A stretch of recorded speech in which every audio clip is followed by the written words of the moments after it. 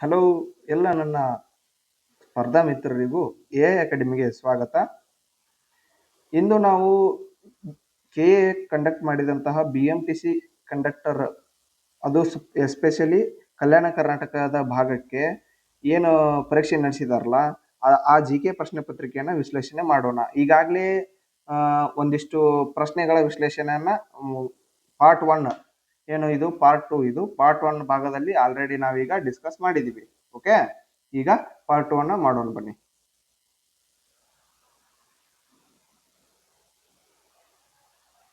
Okay, ಇದು 31ನೇ ಪ್ರಶ್ನೆ. Okay, 31 ರೀ. ಇದು ಮೆಂಟಲ್ ಎಬಿಲಿಟಿ ಐತಿ. ಈಗ ಆಲ್ರೆಡಿ ನಾವು ಮಾಡಿದಂತಹ ಪ್ರಶ್ನೆಗಳಲ್ಲಿ ಮೆಂಟಲ್ ಎಬಿಲಿಟಿ ಸ್ಕಿಪ್ ಮಾಡಿದೀವಿ. ಆನ್ಸರ್ ಇದಕ್ಕೆ ಸರಿಯಾದ ಉತ್ತರ 5 ಬರುತ್ತೆ ನೋಡ್ರಿ.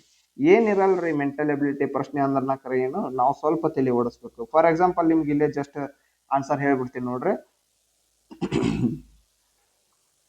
1 + 1 ಎಷ್ಟು 2, ಅದನ್ನ ಇಲ್ಲಿ ಕೊಟ್ಟಾರ. ಓಕೆ, ದೆನ್ ನೆಕ್ಸ್ಟ್ 1 + 2 ಎಷ್ಟೈತಿ 3, ಅದನ್ನ ಇಲ್ಲಿ ಕೊಟ್ಟಾರ. ಓಕೆ, ದೆನ್ ನೆಕ್ಸ್ಟ್ 2 + 3 ಎಷ್ಟು 5 ನೀ ಇಲ್ಲಿ ಹಾಕಿದೆ ಅಂದ್ರ ಅದ ಉತ್ತರ ಬರುತ್ತೆ. ಓಕೆ, ನೋಡ್ಕೊರಿ ಮುಂದಿದ್ದು ಇಲ್ಲಿಗೆ ಅಷ್ಟ ನಾವು ಕನ್ಸಿಡರ್ ಮಾಡಕ್ಕಾಗಲ್ಲ. ಓಕೆ, ಈಗ 3 + 5 ಮಾಡಿದ್ರೆ 8 ಬರ್ತೈತಿ. ಓಕೆ, ಇಲ್ಲಿ ಐತಿ. ಓಕೆ, ದೆನ್ ನೆಕ್ಸ್ಟ್ 5 + 8 13 ಇಲ್ಲಿ ಐತಿ. ಓಕೆ, 8 + 13 21. ಓಕೆ, ಹಿಂಗೆಲ್ಲ ಸೀರೀಸ್ ಅನ್ನು ನೋಡ್ಕೋಬೇಕಾಗತ್ತೆ ನೀವು. ಓಕೆ, ಅವಾಗ ಸರಿಯಾದ ಉತ್ತರ ಬಂತಂದ್ರ ನೀವು ಕನ್ಸಿಡರ್ ಮಾಡಕ್ ಆಗತ್ತ. ಅದನ್ನ ಇಷ್ಟೇ ಇರುತ್ತೆ ಮೆಂಟಲ್ ಎಬಿಲಿಟಿ.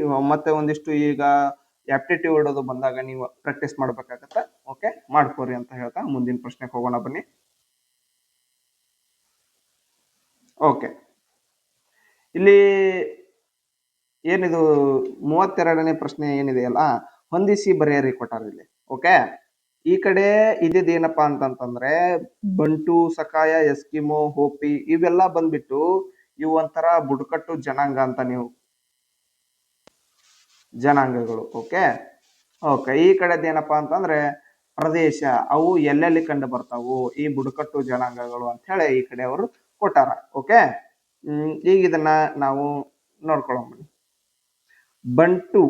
ಬಂಟು ಜನಾಂಗ ಬಂದ್ಬಿಟ್ಟು ಎಲ್ಲಿ ಕಂಡು ಬರ್ತಾರಪ್ಪ ಅಂತಂತಂದ್ರೆ ಕಿನಿಯಾದೊಳಗಡೆ ಕಂಡು ಬರ್ತಾರ. ಕಿನಿಯಾ. ಓಕೆ, 4. ಓಕೆ, ದೆನ್ ನೆಕ್ಸ್ಟ್ ಸಕಾಯ್ ಜನಾಂಗ ಬಂದ್ಬಿಟ್ಟು ಮಲೇಷಿಯಾ ಒಳಗಡೆ ಕಂಡು ಬರ್ತಾರ. ಓಕೆ ಓಕೆ, ಅದಾದ್ಮೇಲೆ ಎಸ್ಕಿಮೋ ಅಂತ ಹೇಳಿ ಏನಿದೆಯಲ್ಲ ಇದು ತುಂಡ್ರಾ ಪ್ರದೇಶದಲ್ಲಿ ಕಂಡು ಬರ್ತಾರ. Okay, Eskimo. ಲಾಸ್ಟ್ ಹೋಪಿ ಇದು ಉತ್ತರ ಅಮೆರಿಕದ ಅರಿಜೋನಾ ಪ್ರದೇಶದಲ್ಲಿ ಕಂಡು ಬರ್ತಾರ. ಓಕೆ, ಇಲ್ಲಿ ಆಪ್ಷನ್ಸ್ ಕೊಟ್ಟಾರ ನೋಡ್ಕೋಬಹುದು ನೀವು. ಇಲ್ಲಿ A4 ಇದೆ. A4 ಇಲ್ಲಿದೆ. ಓಕೆ, ಇಲ್ಲಿ ನೀವು ಇದು ಆಗಲ್ಲ. ಓಕೆ, ನೆಕ್ಸ್ಟ್ B1 ಇದೆ. B1 ಎಲ್ಲಿದೆ? B1 ಇಲ್ಲಿದೆ. ಓಕೆ, ಇಲ್ಲಿ ಇಲ್ಲ. ಆದ್ರಿಂದ ಸರಿಯಾದ ಉತ್ತರ ಆಪ್ಷನ್ 2 ಆಗ್ತದೆ ನೋಡ್ರಿ. ಓಕೆ, ನೋಡ್ಕೋಬಹುದು ನೀವು ಇನ್ನುಳಿದಂತವು. ಓಕೆ, C2 ಐತ್ಯಾ ಎಸ್ಕಿಮೋ ತುಂಡ್ರಾ ಪ್ರದೇಶ ಕರೆಕ್ಟ್ ಐತಿ. ಓಕೆ, D3 ಐತಿ. ಹೋಪಿ ಬಂದ್ಬಿಟ್ಟು ಉತ್ತರ ಅಮೆರಿಕದ ಅರಿಜೋನಾ ಪ್ರದೇಶದಲ್ಲಿ ಕಂಡು ಬರುವಂತಹ ಜನಾಂಗವಾಗಿದೆ. ಓಕೆ, ಇನ್ನುಳಿದಂತಹ ಒಂದಿಷ್ಟು ಜನಾಂಗಗಳು ಬರ್ತಾವೆ. ಫಾರ್ ಎಕ್ಸಾಂಪಲ್ ಈಗ ಭಾರತದ ಬುಡಕಟ್ಟು ಅಂತ ಕೊಟ್ರಪ್ಪ ನಿನಗ. ಓಕೆ, ಇಲ್ಲೇನು ಬಂಟು, ಸಕಾಯ, ಎಸ್ಕಿಮೋ ಐತಲ್ಲ, ಈ ಸೈಡ್ ಭಾರತದ ಬುಡಕಟ್ಟು ಅಂತೇಳಿ ಒಂದು ಕಂಡು ಬರ್ತದ. ಭಾರತದ ಬುಡಕಟ್ಟು. ಓಕೆ, ಇದು ಯಾವ ದೇಶದಲ್ಲಿ ಬರ್ತದ ಅಂದ ಕೂಡ ನೀನು ಇಲ್ಲಿ ಆಪ್ಷನ್ ಬಂದ್ಬಿಟ್ಟು ಈಗ 5 ಏನ್ ಬರ್ತಾ ಇಂಡಿಯಾ ಅಂತ ಕೊಟ್ಟಿರ್ತಾರ. ಓಕೆ, ಆ ಟೈಮ್ ಒಳಗಡೆ ನೀನ್ ಏನ್ ಮಾಡ್ಬಿಡ್ತಿ, ಜೈ ಹಿಂದ್ ಭಾರತದ ಬುಡಕಟ್ಟು ಅಂದ್ರೆ ಇಂಡಿಯಾ ಅಂತ ಹಾಕಿ ಬಂದ್ಬಿಡ್ತೀಯಪ್ಪ. ಆ ಟೈಮ್ ಒಳಗಡೆ ಆನ್ಸರ್ ತಪ್ಪಾಗ್ತದ.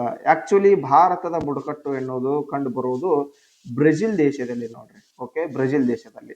ಅದೇ ರೀತಿಯಾಗಿ ಮತ್ ಇನ್ನೊಂದು ಐತಿ, ಯಾವ್ದಪ್ಪ ಇಂಡಿಯಾಕ್ಕೆ ಸಂಬಂಧಪಟ್ಟಂತ ಹೆಸರಿನಲ್ಲಿ ಇರೋದು ರೆಡ್ ಇಂಡಿಯನ್ಸ್ ಅಂತ ಹೇಳೋದು ಬರ್ತದ.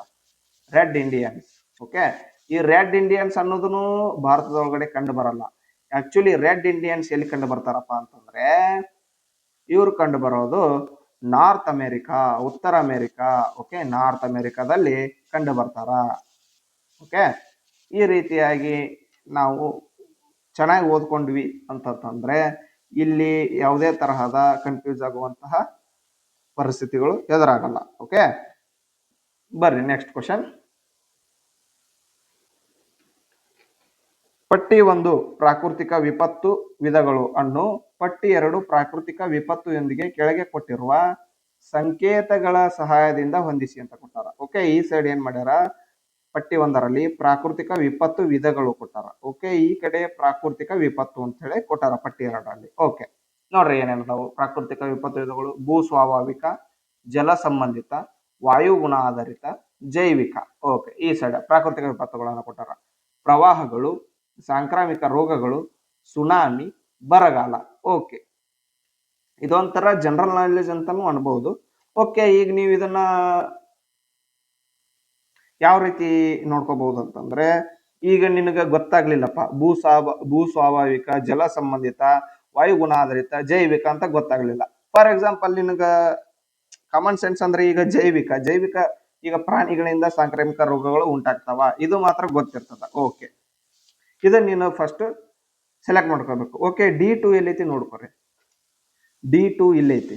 Okay, then next D2 ಇಲ್ಲೈತಿ.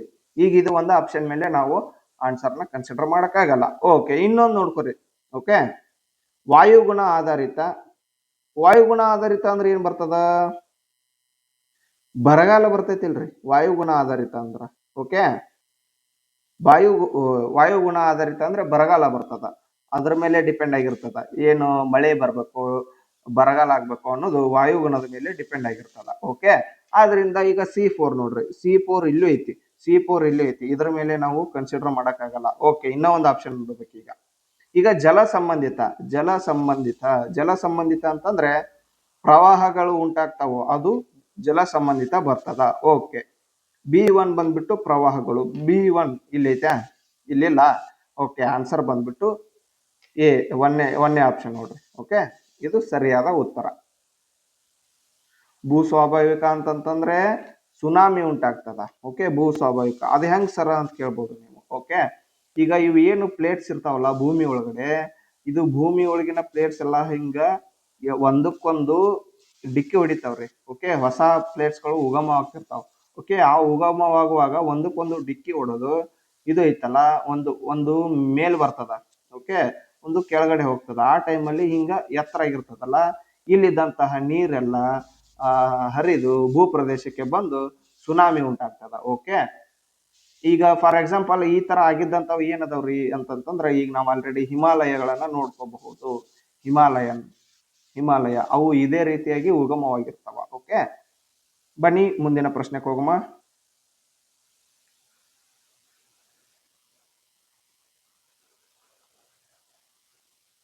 ಈ ಕೆಳಗಿನ ಏನಿಂದ ಡಿ ಕುರಿತು ಯಾವ ಹೇಳಿಕೆಗಳು ಸರಿಯಾಗಿವೆ? Okay, Uzbekistan, Armenia, Turkmenistan, Kyrgyzstan. Okay, 4 option ಕೊಟ್ಟಿದಾರ.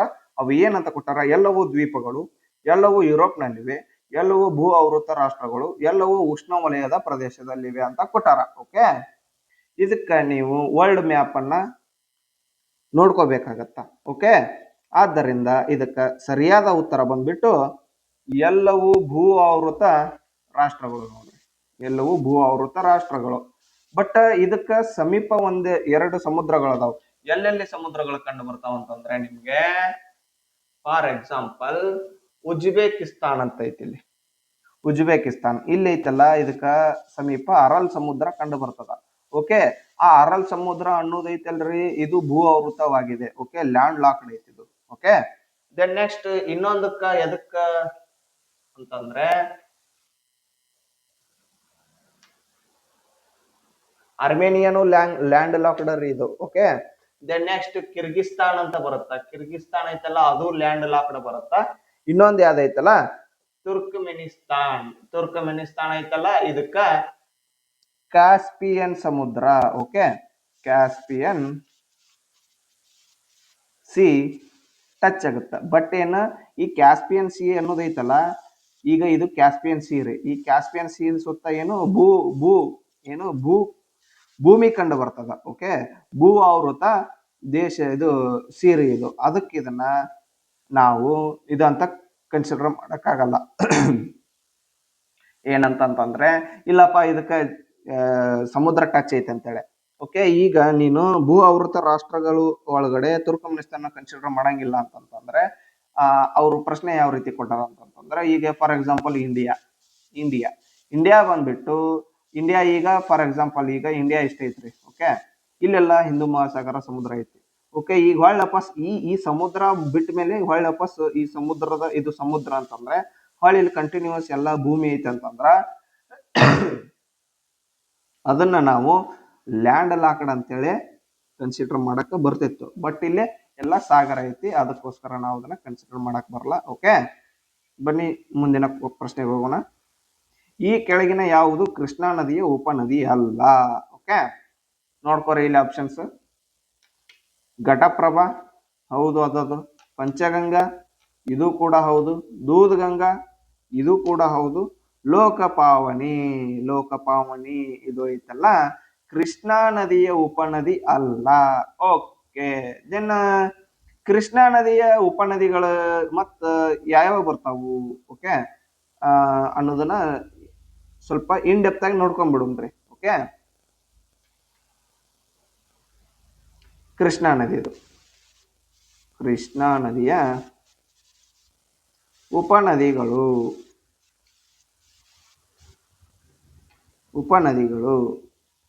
ಆ ಕೃಷ್ಣಾ ನದಿಯ ಉಪನದಿಗಳು ಅದಕ್ಕಿಂತ ಮುಂಚೆಗೆ ಕೃಷ್ಣಾ ನದಿ ಎಲ್ಲಿ ಉಗಮವಾಗ್ತದ ನೋಡ್ಕೊರಿ. ಫಸ್ಟ್ ಮಹಾರಾಷ್ಟ್ರದ ಮಹಾಬಲೇಶ್ವರದಲ್ಲಿ ಉಗಮವಾಗ್ತದ. ಮಹಾರಾಷ್ಟ್ರದ ಮಹಾಬಲೇಶ್ವರದಲ್ಲಿ ಉಗಮವಾಗ್ತದ.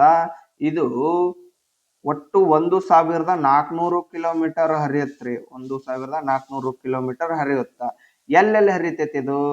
ಫಸ್ಟ್ ಮಹಾರಾಷ್ಟ್ರದಿಂದ. ಓಕೆ, ಮಹಾರಾಷ್ಟ್ರದಿಂದ ಕರ್ನಾಟಕಕ್ಕೆ ಬರುತ್ತೆ. ಕರ್ನಾಟಕದಿಂದ ನೀವು ನೋಡಬಹುದು ಆಂಧ್ರ ಪ್ರದೇಶ ಅಂತಂದ್ರೆ ಇದ್ರ ಒಳಗಡೆ ತೆಲಂಗಾಣನು ಬರ್ತದ. ಓಕೆ, ಈ ಎಲ್ಲ ರಾಜ್ಯಗಳಲ್ಲಿ ಕೃಷ್ಣಾ ನದಿಯು ಹರಿದು ಕೊನೆಗೆ ಐತಲ್ಲ ಎಂಡ್ ಆಗೋದಿಲ್ಲಪ್ಪ ಅಂತಂದ್ರೆ ಆಂಧ್ರ ಪ್ರದೇಶದ ನಿಜಾಮಪಟ್ಟಣ ಅಂತ ಬರ್ತದ. ಓಕೆ, ನಿಜಾಮಪಟ್ಟಣದಲ್ಲಿ ಇದು ಕೃಷ್ಣಾ ನದಿ ಎಂಡ್ ಆಗ್ತದ. ಓಕೆ, ಈಗ ಇಷ್ಟು 1400 ಕಿಲೋಮೀಟರ್ ಹರಿತೈತಲ್ಲ ಅಲ್ಲಿ ಯಾವ ಉಪನದಿಗಳು ಅದಕ್ಕ ಟಚ್ ಆಗ್ತಾವ ಅಂತೇಳಿ ನೋಡ್ಕೊಳ್ಳೋಣ. ಓಕೆ, ಫಸ್ಟ್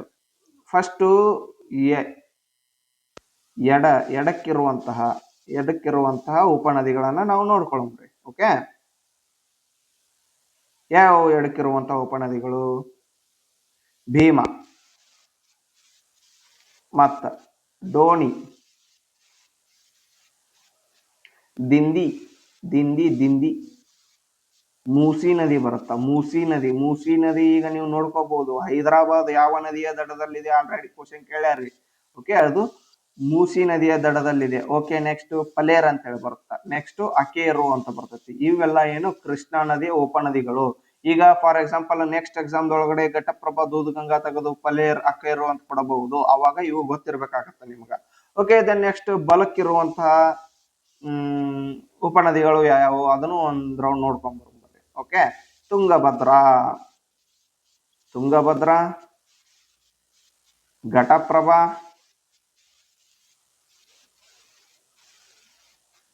ಮಲಪ್ರಭಾ,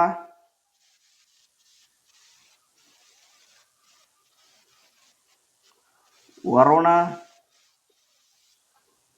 ಕೋಹಿಲಾ, ಪಂಚಗಂಗಾ ಮತ್ತೆ ದೂದ್ಗಂಗಾ ಇವೆಲ್ಲ ಐತಲ್ಲ ಕೃಷ್ಣಾ ನದಿಯ ಉಪನದಿಗಳಾಗಿವೆ. ಓಕೆ, ಮುಂದಿನ ಪ್ರಶ್ನೆಗೆ ಹೋಗೋಣ. ಕರ್ನಾಟಕದ ಯಾವ ಜಿಲ್ಲೆಯನ್ನು ಆರೆಂಜ್ ಕೌಂಟಿ ಎಂದು ಕರೆಯುತ್ತಾರೆ? ಒಂದ್ ನಿಮಿಷ. ಓಕೆ, ಕರ್ನಾಟಕದ ಯಾವ ಜಿಲ್ಲೆಯನ್ನು ಆರೆಂಜ್ ಕೌಂಟಿ ಎಂದು ಕರೆಯುತ್ತಾರೆ ಅಂತ ಕೇಳರಿಲ್ಲ. Okay, option Chikkamagaluru, Raichur, Kodagu, Mysuru.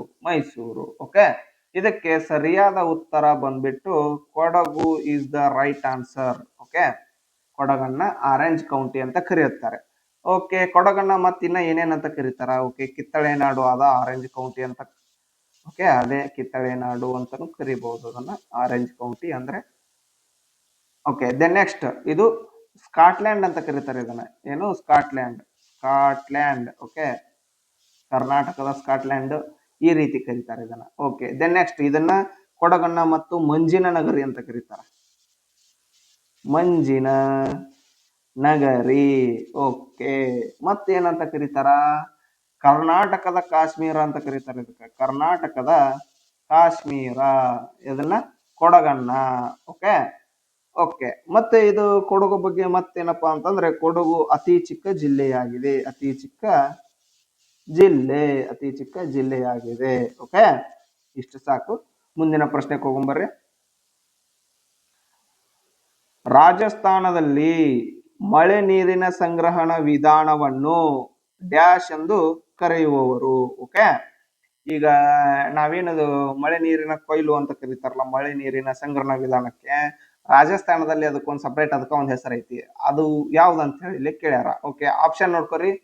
ಬಿಹು, ಬಿಹು ಅಲ್ಲ. ಜೋಹಾರ್, ಜೂಮ್, ಪೋಡು. ಓಕೆ.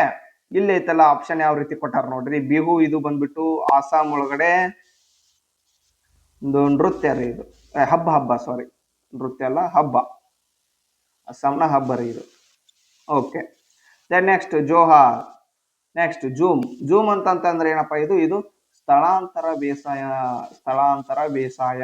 ನೀವು ಹಿಂದಿನ ಪ್ರೀವಿಯಸ್ ಇಯರ್ ಕ್ವಶನ್ ಪೇಪರ್ ಅನ್ನ ನೀವು ಫುಲ್ ಸ್ಟಡಿ ಮಾಡಿದ್ರೆ ಅಂದ್ರೆ ಅದ್ರೊಳಗಡೆ ಪ್ರಶ್ನೆ ಕೇಳ್ಯಾರಿ ಇವನ್ನ. ಓಕೆ.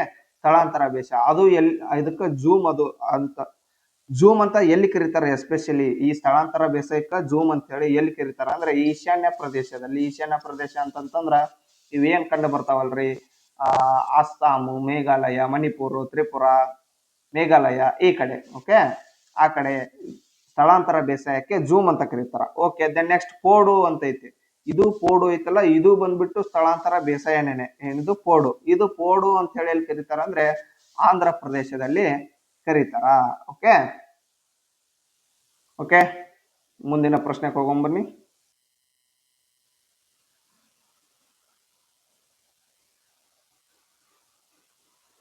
ಕರ್ನಾಟಕದಲ್ಲಿ ಯಾವ ಮಳೆಯನ್ನು ಕಾಫಿ ಬ್ಲಾಸಮ್ ಮತ್ತು ಮ್ಯಾಂಗೋ ಶವರ್ಸ್ ಎನ್ನುವರು? ಓಕೆ. ಕರ್ನಾಟಕದಲ್ಲಿ ಈಗ ಯಾವ್ಯಾವ ಮಳೆ ಬರ್ತಾವಲ್ಲ ಅದಕ್ಕೆ ಎಸ್ಪೆಷಲಿ ಕಾಫಿ ಬ್ಲಾಸಮ್ಸ್ ಮತ್ತು ಮ್ಯಾಂಗೋ ಶವರ್ಸ್ ಅಂತ ಯಾವ್ದಕ್ ಕರೀತಾರ ಅಂತ ಕೇಳ್ಯಾರ ಇಲ್ಲಿ. ಓಕೆ. ಆಪ್ಷನ್ ನೋಡ್ಕೊರಿ. ಮಾನ್ಸೂನ್ ಮಳೆ, ಹಿಂಗಾರು ಮಳೆ, ಮುಂಗಾರೋತ್ತರ ಮಳೆ, ಮಾನ್ಸೂನ್ ಪೂರ್ವ ಮಳೆ. ಓಕೆ. ಇದಕ್ಕೆ ಸರಿಯಾದ ಉತ್ತರ ಯಾವ್ದಂತಂದ್ರೆ ಆಪ್ಷನ್ 4 ಮಾನ್ಸೂನ್ ಪೂರ್ವ ಮಳೆ. ಓಕೆ. ಇದೇ ರೀತಿ ಏನು ನಮ್ಮ ಕರ್ನಾಟಕದೊಳಗಡೆ ಕಾಫಿ ಬ್ಲಾಸಮ್ ಮತ್ತು ಮ್ಯಾಂಗೋ ಶವರ್ಸ್ ಅಂತೇಳಿ ಏನ್ ಕರಿತೀವಲ್ಲ, ಅದೇ ರೀತಿಯಾಗಿ ಕೇರಳದಲ್ಲಿ ಈ ಮಳೆಗೆ ಎಸ್ಪೆಷಲಿ ಇದು ಏನು ಮಾನ್ಸೂನ್ ಪೂರ್ವ ಮಳೆ ಐತಲ್ಲ, ಇದಕ್ಕೆ ಕೇರಳದಲ್ಲಿ ಏನಂತ ಕರೀತಾರಲ್ಲೇ ಅದೇ ಮ್ಯಾಂಗೋ ಶವರ್ಸ್. ಆಕ್ಚುಲಿ ಕನ್ನಡದಲ್ಲಿ ಮಾವಿನ ಹೊಯ್ಲು ಅಂತ ಕರೀತಾರ. ಮಾವಿನ ಹೊಯ್ಲು ಅಂತ ಕರೀತಾರ. ಓಕೆ. ಓಕೆ. ಈ ಮಾನ್ಸೂನ್ ಪೂರ್ವ ಮಳೆ ಅಂತಂತಂದ್ರೆ ಯಾವ್ದಂತಂದ್ರೆ ಇದು ಬೇಸಿಗೆ ಕಾಲದಲ್ಲಿ ಬರ್ತದ್ರಿ. ಬೇಸಿಗೆ ಕಾಲದಲ್ಲಿ ಬರ್ತದ. ಓಕೆ. ಈಗ ನೀವು ನೋಡ್ಬೋದು ನೈಋತ್ಯ ಮಾನ್ಸೂನ್ ಮಾರುತ ಏನ್ ಬರ್ತದಲ್ಲ, ನೈಋತ್ಯ ಮಾನ್ಸೂನ್ ಮಾರುತ ಮಳೆ ಬರೋಕ್ಕಿಂತ ಪೂರ್ವದಲ್ಲಿ ಬರ್ತದೆ. ಇದು ನೈಋತ್ಯ ಮಾನ್ಸೂನ್ ಮಾರುತ ಮಳೆ ಬರೋಕ್ಕಿಂತ ಪೂರ್ವದಲ್ಲಿ ಬರ್ತದ. ಅದಕ್ಕೋಸ್ಕರ ಇದನ್ನ ಮಾನ್ಸೂನ್ ಪೂರ್ವ ಮಳೆ ಅಂತ ಕರೀತಾರ. ಓಕೆ. ಓಕೆ. ನೀವಿಲ್ಲಿ ಮುಂದಿನ ಪ್ರಶ್ನೆಯನ್ನ ನೋಡ್ಕೋಬಹುದು. ಕೆಳಗಿನ ಜೋಡಿಗಳನ್ನು ಪರಿಗಣಿಸಿ. ಈ ಕಡೆ ನದಿ ಕೊಟ್ಟಾರ, ಈ ಕಡೆ ಯೋಜನೆ ಕೊಟ್ಟಾರ. ಓಕೆ. ಭಗೀರಥಿ, ತಾಮ್ರಪರ್ಣಿ, ಗೋದಾವರಿ, ಹತ್ನಿ. ಈ ಕಡೆ ಅದು ಅಂದ್ರೆ ಯಾವ ಡ್ಯಾಮ್ ಇದೆ? ತೆಹರಿ ಡ್ಯಾಮ್, ಪಾಪನಾಶಂ ಡ್ಯಾಮ್, ಸರ್ದಾರ್ ಸರೋವರ, ಶಹೀದ್ ಚಂದ್ರಶೇಖರ್ ಆಜಾದ್ ಸಾಗರ್. ಓಕೆ. ಮೇಲಿನ ಜೋಡಿಗಳಲ್ಲಿ ಯಾವುದು ಸರಿಯಾಗಿದೆ ಅಂತ ಕೊಟ್ಟಾರ. ಓಕೆ. ಇಲ್ಲಿ ಹೊಂದಿಸಿ ಬರೆಯರಿ ಕೊಟ್ಟಿಲ್ಲ. ಇಲ್ಲಿ ಐತಲ್ಲ ಈ ಯಾವ್ದಾವ್ದು ಅದಕ್ಕ ಸೆಟ್ ಆಗೈತೆ ಅಂತ ಕೇಳ್ಯಾರ. ಓಕೆ. ನೀವು ಆಲ್ರೆಡಿ ಈಗ ಪ್ರೀವಿಯಸ್ ಇಯರ್ ಕ್ವಶನ್ ಪೇಪರ್ ಅಲ್ಲಿ ನೋಡ್ಕೋಬಹುದು. ತೆಹರಿ ಡ್ಯಾಮ್ ಇದು ಆಲ್ರೆಡಿ ಕ್ವಶನ್ ಆಗದ. ಇದನ್ನ ಭಾಗೀರಥಿ ನದಿಗೆ ಅಡ್ಡಲಾಗಿ ಕಟ್ಟಲಾಗಿದೆ. ಈ ತೆಹರಿ ಡ್ಯಾಮ್ ಐತಲ್ಲ, ಇಂಡಿಯಾದ ಅತಿ ಎತ್ತರ, ಇಂಡಿಯಾಸ್ ಹೈಯೆಸ್ಟ್ ಡ್ಯಾಮ್ ಅಂತ ಕರಿಬಹುದು ಇದನ್ನ. India's highest dam. ಓಕೆ. ಅದನ್ನ ತೆಹರಿ ಅಣೆಕಟ್ಟನ್ನ. ಓಕೆ. ದೆನ್ ನೆಕ್ಸ್ಟ್ ತಾಮ್ರಪರ್ಣಿ ಏನು ಈ ನದಿಗೆ ಪಾಪನಾಶಂ ಡ್ಯಾಮ್ ಅನ್ನ ಕಟ್ಟಲಾಗಿದೆ. ಇದು ಕೂಡ ಕರೆಕ್ಟೇ. ಈ ಪಾಪನಾಶಂ ಡ್ಯಾಮ್ ಇದನ್ನ ಎಲ್ಲಿ ಕಟ್ಟಲಾಗಿದೆಯಪ್ಪ ಅಂತಂದ್ರೆ ತಮಿಳುನಾಡಿನ ತಿರುವನ್ವೇಲಿಯಲ್ಲಿ ಕಟ್ಟಲಾಗಿದೆ. ಓಕೆ. ದೆನ್ ನೆಕ್ಸ್ಟ್, ಗೋದಾವರಿ ನದಿಗೆ ಸರ್ದಾರ್ ಸರೋವರವನ್ನ ಕಟ್ಟಿದಾರೋ ಇಲ್ಲೋ ಅಂತೇಳಿ ನಿಮ್ಗೆ ಗೊತ್ತಿಲ್ಲ. ಆಕ್ಚುಲಿ ಗೋದಾವರಿ ನದಿಗೆ ಅಡ್ಡಲಾಗಿ ಸರ್ದಾರ್ ಸರೋವರವನ್ನು ಕಟ್ಟಿಲ್ಲ. ಓಕೆ. ಗೋದಾವರಿ ನದಿಗೆ ಅಡ್ಡಲಾಗಿ ಮತ್ತೇನ ಯಾವುದು ಯೋಜನೆ ಐತಪ್ಪ ಅಂತಂದ್ರೆ ಪೋಲಾವರಂ ಯೋಜನೆಯನ್ನ ನಿರ್ಮಾಣ ಮಾಡಕತ್ತಾರ. ಅದು ಇನ್ನು ನಿರ್ಮಾಣದ ಹಂತದಲ್ಲಿ ಅದ ಅಂತೇಳಿ ಕರೆಂಟ್ ಅಫೇರ್ಸ್ ಒಳಗಡೆ ಇತ್ತು. Okay. The next, Hathni dam. ಇದು ಹತ್ನಿ ನದಿಗೆ ಶಹೀದ್ ಚಂದ್ರಶೇಖರ್ ಆಜಾದ್ ಸಾಗರ್ ಈ ಡ್ಯಾಮ್ ಅನ್ನ ಕಟ್ಟಲಾಗಿದೆ. ಇದು ಎಲ್ಲಿ ಕಂಡು ಬರ್ತದ ಅಂದ್ರೆ ಮಧ್ಯಪ್ರದೇಶದಲ್ಲಿ ಕಂಡು ಬರ್ತದ. ಓಕೆ. ಇದು ಎಲ್ಲಪ್ಪ ಅಂದ್ರೆ ಆಂಧ್ರ ಪ್ರದೇಶದಲ್ಲಿ ಕಂಡು ಬರ್ತದ ಪೋಲಾವರಂ ಯೋಜನೆ. ಓಕೆ. ಓಕೆ. ಇದ್ರೊಳಗಡೆ ನೀವು ಇಲ್ಲಿ ನೋಡಬಹುದು, ಇದು ಸರಿಯಾಗಿಲ್ಲ ಅಂತಂದ್ರೆ ಸಿ ಬಿಡ್ರಿ, ಎ ಬಿ ಡಿ ಸರಿಯಾಗಿದೆ, ಇದು ಅಲ್ಲ. ಓಕೆ. ಆಪ್ಷನ್ 2 ನೋಡ್ರಿ, ಎ-ಬಿ-ಡಿ ಮಾತ್ರ. ಓಕೆ. ಎ-ಬಿ-ಡಿ ಮಾತ್ರ ಸರಿಯಾಗಿದೆ. ಓಕೆ. ನೀವು ನೆಕ್ಸ್ಟ್ 40ನೇ ಪ್ರಶ್ನೆ, ಈ ಕೆಳಗಿನ ಚಿತ್ರದಲ್ಲಿ ಪ್ರಶ್ನಾರ್ಧಕ ಚಿಹ್ನೆ ಇರುವ ಜಾಗದಲ್ಲಿಯೇ ಸಂಖ್ಯೆಯನ್ನು ಕಂಡುಹಿಡಿಯಿರಿ. ಓಕೆ. ಮೆಂಟಲ್ ಎಬಿಲಿಟಿ ಪ್ರಶ್ನೆ ಐತಿ ಇದು. ಓಕೆ. 40ನೇದಕ್ಕ ಆಪ್ಷನ್ 3 9 ಇದಕ್ಕೆ ಆನ್ಸರ್. ಓಕೆ. ನೀವು ಮೆಂಟಲ್ ಎಬಿಲಿಟಿ ಪ್ರಶ್ನೆಗಳನ್ನ ಮಾಡ್ಕೋಬಹುದು. ಈ ಕೆಳಗಿನವುಗಳಲ್ಲಿ ಕರ್ನಾಟಕ ಸರ್ಕಾರವು 2021ರಲ್ಲಿ ವನಭೂಮಿ ವ್ಯವಸಾಯ ಅಭಿವೃದ್ಧಿಗಾಗಿ ಪ್ರಾರಂಭಿಸಿದ ಯೋಜನೆ ಯಾವುದು? ಓಕೆ. ಇದು ಏನ್ ವನ ಬೇಸಾಯ ಐತಲ್ರಿ, ಅವರಿಗೋಸ್ಕರ ಏನ್ ಮಾಡಿದ್ರು, ಈಗ ಸ್ವಲ್ಪ ಅವ್ರದ್ದು ವ್ಯವಸಾಯವನ್ನ ಅಭಿವೃದ್ಧಿ ಪಡಿಸಲಿಕ್ಕೆ 2021ರಲ್ಲಿ ಒಂದು ಯೋಜನೆ ಬಂದಿತ್ತು. ಅದು ಯಾವ್ದು ಅಂತ ಹೇಳಿ ಇಲ್ಲಿ ಪ್ರಶ್ನೆ ಕೇಳ್ಯಾರ. ಓಕೆ. ಅನ್ನಭಾಗ್ಯ, ಭೂಮಿ ಯೋಜನೆ, ಕೃಷಿ ಭಾಗ್ಯ, ರೈತ ಸಂಜೀವಿನಿ. ಓಕೆ. ಇದರಲ್ಲಿ ಯಾವ್ದಪ್ಪ ಅಂತಂದ್ರೆ ಕೃಷಿ ಭಾಗ್ಯ ನೋಡ್ರಿ. ಓಕೆ. ಕೃಷಿ ಭಾಗ್ಯ ಅನ್ನೋದು 2021ರಲ್ಲಿ ವನಭೂಮಿ ವ್ಯವಸಾಯ ಅಭಿವೃದ್ಧಿಗಾಗಿ ಪ್ರಾರಂಭಿಸಿದ ಯೋಜನೆ. ಓಕೆ. ಕೃಷಿ ಭಾಗ್ಯದಲ್ಲಿ ಏನು ಒದಗಿಸಿದ್ರಪ್ಪ ಅಂತಂದ್ರೆ, ಈಗ ನೀವು ಆಲ್ರೆಡಿ ನಿಮ್ಮ ಸಾಕಷ್ಟು ಹೊಲಗಳಿಗೆ ನೋಡ್ಬೋದು. ಓಕೆ. ಕೃಷಿ ಹೊಂಡ ನಿರ್ಮಿಸ್ತಾರಲ್ರಿ, ಕೃಷಿ ಹೊಂಡ. ಓಕೆ. ಅದನ್ನ ನಿರ್ಮಿಸಕ್ಕೋಸ್ಕರ ಸಹಾಯ ಮಾಡಲು ಕೃಷಿ ಭಾಗ್ಯ ಯೋಜನೆಯನ್ನ ಜಾರಿಗೆ ತಂದಿದ್ರು. ಬನ್ನಿ ಮುಂದಿನ ಪ್ರಶ್ನೆಗೆ ಹೋಗುವ.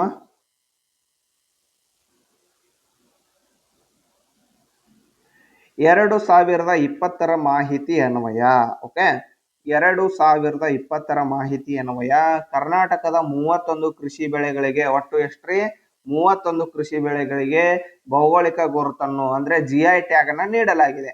ಅವುಗಳಲ್ಲಿ ಕೆಳಗಿನ ಯಾವುದಕ್ಕೆ ಇದು ಅನ್ವಯಿಸುವುದಿಲ್ಲ ಅಂತ ಕೇಳ್ಯಾರ ಇಲ್ಲಿ. ಓಕೆ.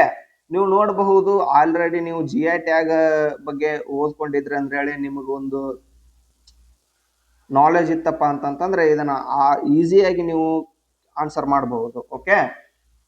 ನಂಜನಗೂಡು ರಸಬಾಳೆ ಇದಕ್ಕೆ GI ಟ್ಯಾಗ್ ದೊರಕೈತಿ. ಇದನ್ನ ನಾನು ಬಹಳ ಸಲ ಓದ್ಕೊಂಡಿನಿ ಅಪ್ಪ ಅಂತಂದ್ರ ನಿಮಗ ಈಸಿ ಆಗತ್ತ. ಓಕೆ. ಕೊಡಗಿನ ಕಿತ್ತಳೆ ಇದಕ್ಕೂ GI ಟ್ಯಾಗ್ ದೊರಕೈತಿ. ರಾಮನಗರದ ರಾಗಿ. ಓಕೆ. ಇದಕ್ಕ ಮತ್ತು ವಾಪಸ್ಸು ಮೈಸೂರಿನ ಬೆಳೆದಲ್ಲಿ ಇದು ಕೂಡ GI ಟ್ಯಾಗ್ ಅನ್ನ ಪಡೆದುಕೊಂಡೈತಿ. ಓಕೆ. ಇದರಲ್ಲಿ ರಾಮನಗರದ ರಾಗಿ ಇದು ಸರಿಯಾದ ಉತ್ತರ ಆಗತ್ತ. ಯಾಕಪ್ಪ ಅಂದ್ರೆ ಇದಕ್ಕ GI ಟ್ಯಾಗ್ ದೊರಕಿಲ್ಲ. ಓಕೆ. ಬನ್ನಿ ಮುಂದಿನ ಪ್ರಶ್ನೆ, ಭಾರತದ ಹಣಕಾಸು ವರ್ಷ. ಓಕೆ. ನೋಡ್ರಿ ಇಲ್ಲಿ ಆಪ್ಷನ್ 1 1ನೇ ಮೇಯಿಂದ ಏಪ್ರಿಲ್ 30, ಮಾರ್ಚ್ 1ರಿಂದ ಏಪ್ರಿಲ್ 30, ಏಪ್ರಿಲ್ 1ರಿಂದ ಮಾರ್ಚ್ 31, ಜನವರಿ 1ರಿಂದ ಡಿಸೆಂಬರ್ 31 ಅಂತ ಆಪ್ಷನ್ ಕೊಟ್ಟಿದ್ದಾರೆ ಇಲ್ಲಿ. ಓಕೆ. ಆಕ್ಚುಲಿ ಈಗ ಹಣಕಾಸು ವರ್ಷ ಅಂತಂತಂದ್ರೆ ಇದಕ್ಕ ಫಸ್ಟ್ ಸರಿಯಾದ ಉತ್ತರ ಯಾವ್ದಪ್ಪ ಅಂತಂತಂದ್ರೆ ಏಪ್ರಿಲ್ 1ರಿಂದ ಮಾರ್ಚ್ 31. ಓಕೆ. ಈ ಹಣಕಾಸು ವರ್ಷ ಯಾವ ರೀತಿಯಪ್ಪ ಅಂತಂದ್ರೆ ಈಗ ನೋಡ್ರಿ, ಈಗ ಏಪ್ರಿಲ್ 1 2025 ಸ್ಟಾರ್ಟ್ ಆಗೈತೆ ಅಂತ ತಿಳ್ಕೊರಿ. ಏಪ್ರಿಲ್ 20 ಇದು 2020ರಲ್ಲಿ ಪ್ರಾರಂಭ ಆಗಿರ್ತೈತ್ರಿ ಏಪ್ರಿಲ್ 1. ಓಕೆ. ಮಾರ್ಚ್ 31 ಅಂದ್ರೆ 2026 ತನಕ. ಓಕೆ. ಇದು ಏನು ಮುಂದಿನ ವರ್ಷ ಮಾರ್ಚ್ 31 ಬರೋ ತನಕ ಈಗ ಪ್ರಸ್ತುತ ಹಣಕಾಸು ವರ್ಷ ನಡೆದೈತೆ ಅಂದಂಗ. ಓಕೆ. ಅದೇ ರೀತಿಯಾಗಿ ಮತ್ತೊಂದಿಷ್ಟು ಹಣಕಾಸು ವರ್ಷ ಹೆಂಗ ಅದೇ ರೀತಿ ಜಲ ವರ್ಷ ಅಂತ ಬರ್ತದ. ಓಕೆ. ಅದು ಜಲ ವರ್ಷ ಯಾವಾಗಿಂದ ಯಾವಾಗ ನೋಡ್ಕೊಳ್ಳೋಂಬರ್ರಿ ಇಲ್ಲಿ ಜಲವರ್ಷ. ಓಕೆ. ಜಲವರ್ಷ ಯಾವಾಗಪ್ಪ ಅಂತಂದ್ರೆ ಜೂನ್ 1ರಿಂದ ಮೇ 31ರವರೆಗೂ ಜಲವರ್ಷ ಕಂಡು ಬರ್ತದ. ಓಕೆ, ಅದೇ ರೀತಿಯಾಗಿ ಕೃಷಿ ವರ್ಷನೂ ಕಂಡು ಬರ್ತದ್ರಿ. ಕೃಷಿ ವರ್ಷ ಓಕೆ, ಇದು ಕೂಡ ಜುಲೈ 1ರಿಂದ ಜೂನ್ 30ರವರೆಗೆ ಕಂಡು ಬರ್ತದ. ಓಕೆ, ಈ ರೀತಿಯಾಗಿ ಏನು ವರ್ಷಗಳು ಕಂಡು ಬರ್ತಾವಲ್ಲ ಅದನ್ನ ನಾವು ನೋಡ್ಕೋಬೇಕಾಗುತ್ತ. ಅದನ್ನ ಸ್ಕಿಪ್ ಮಾಡಿ ಹಂಗ ಹೋಗ್ಬಾರ್ದು. ಎಲ್ಲೇ ನಿಮ್ಗ GK ಬುಕ್ ಅಲ್ಲಾಗ್ಲಿ ಎಲ್ಲೇ ಆಗ್ಲಿ ಅದನ್ನ ಕಂಪಲ್ಸರಿ ಓದ್ಕೊಳ್ಳಬೇಕು. ಓಕೆ, ಕ್ವಶನ್ ಪೇಪರ್ ತೆಗಿತಿರೋದು KE ಡಿಪಾರ್ಟ್ಮೆಂಟ್ನವರು, ಆದ್ರಿಂದ ಸ್ವಲ್ಪ ಎಲ್ಲವನ್ನು ಗಮನವಿಟ್ಟು ಓದ್ಕೋಬೇಕು. ಯಾವುದು ಸಿಲ್ಲಿ ಅಂತೇಳಿ ಬಿಟ್ಟು ಹೋಗ್ಬಾರ್ದು. ಓಕೆ, ನೋಡ್ಬೋದು ನಾವಿಲ್ಲಿ ಅವರು ಯಾವ ರೀತಿ ಪ್ರಶ್ನೆ ಕೇಳ್ತಿದಾರೆ ಅಂತ ಹೇಳಿ. ಓಕೆ, ದೆನ್ ನೆಕ್ಸ್ಟ್ SHGಗಳಿಗಾಗಿ ಜೀವನಾಧಾರ ಹಾಗೂ ಉದ್ಯಮ ಅಭಿವೃದ್ಧಿ ಕಾರ್ಯಕ್ರಮವನ್ನು ಈ ಕೆಳಗಿನ ಯಾವುದು ಪ್ರಾರಂಭಿಸಿತು?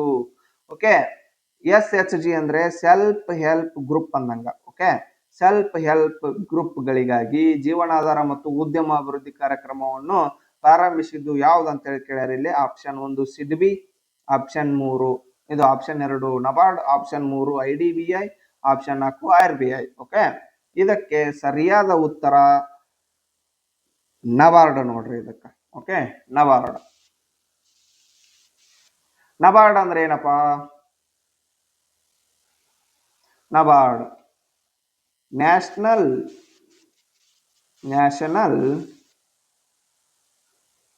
Bank for agriculture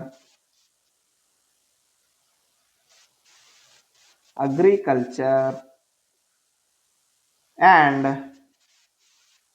rural development.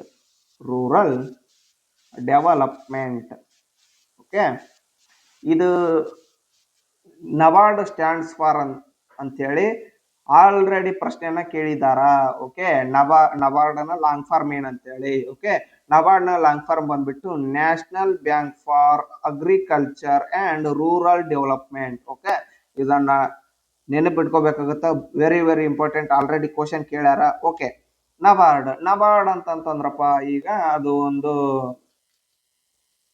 ಕೃಷಿಗೆ ಮತ್ತ ಗ್ರಾಮೀಣ ಅಭಿವೃದ್ಧಿಗೆ ಸ್ಥಾಪಿಸಲಾದಂತ ಬ್ಯಾಂಕ್. ಓಕೆ, ಇದನ್ನ ಯಾವಾಗ ಸ್ಥಾಪಿಸಿದ್ರು ಅಂತಂದ್ರೆ 1982 ಜುಲೈ 12ರಂದು. ಅದು ಯಾವ ಸಮಿತಿ ಶಿಫಾರಸಿನ ಮೇರೆಗೆ ಅಂದ್ರೆ ಬಿ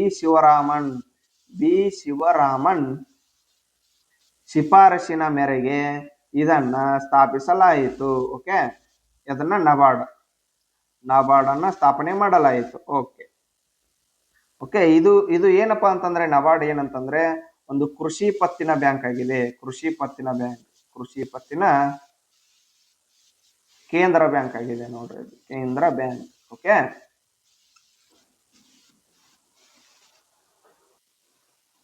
ಬನ್ನಿ ಮುಂದಿನ ಪ್ರಶ್ನೆ. ಕರ್ನಾಟಕದಲ್ಲಿ ಅತಿ ಕಡಿಮೆ ನಗರೀಕರಣಗೊಂಡಿರುವ ಜಿಲ್ಲೆ ಯಾವುದು? ಓಕೆ, ಅತಿ ಕಡಿಮೆ ನಗರೀಕರಣಗೊಂಡಿರುವಂತಹ ಜಿಲ್ಲೆ ಯಾವುದು ಅಂತೇಳಿ ಪ್ರಶ್ನೆ ಕೇಳಿದ್ದಾರೆ. Option 1 Udupi, option 2 Kodagu, option 3 Chamarajanagar, option 4 Uttara Kannada. Okay, ಇದಕ್ಕೆ ಸರಿಯಾದ ಉತ್ತರ ಯಾವ್ದಂದ್ರೆ ಕೊಡಗು. ಯಾಕಪ್ಪ ಅಂತಂದ್ರೆ ಅಲ್ಲಿ ನೀವು ನೋಡ್ಬೋದು ಫುಲ್ ದಟ್ಟವಾದ ಅರಣ್ಯದಿಂದ ಕೂಡಿದೆ. ಇದು ದಟ್ಟವಾದ ಅರಣ್ಯದಿಂದ ಕೂಡಿದೆ. ಓಕೆ, ಆ ಅರಣ್ಯವನ್ನೆಲ್ಲ ನಾಶ ಮಾಡಿ ನಗರೀಕರಣಗೊಳಿಸುವುದಕ್ಕೆ ಒಂಥರ ಪರಿಸರ ವಿರೋಧಿ ಚಟುವಟಿಕೆನೂ ಆಗುತ್ತದು. ಓಕೆ, ಆದ್ರಿಂದ ನಾವು ನಗರೀಕರಣಗೊಂಡಿಲ್ಲ ಅಂತ ನಾವು ನೋಡ್ಕೋಬಹುದು. ಓಕೆ, ಕೊಡಗು ಬಗ್ಗೆ ಇನ್ನೊಂದ್ ಸ್ವಲ್ಪ ಏನಾದ್ರು ಎಕ್ಸ್ಟ್ರಾ ಮಾಹಿತಿಯನ್ನ ನೋಡ್ಕೋಬೇಕಪ್ಪ ಅಂತಂದ್ರೆ, ಕೊಡಗು ಐತಲ್ರಿ, ಇದು ಅತಿ ಚಿಕ್ಕ ಜಿಲ್ಲೆ ರೀ. ಕೊಡಗು ಅತಿ ಚಿಕ್ಕ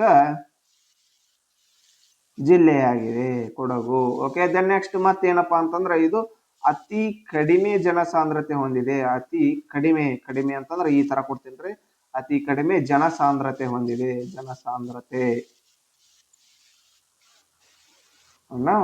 ಇದು. ಓಕೆ, ಬರ್ರಿ ಮುಂದಿನ ಪ್ರಶ್ನೆ.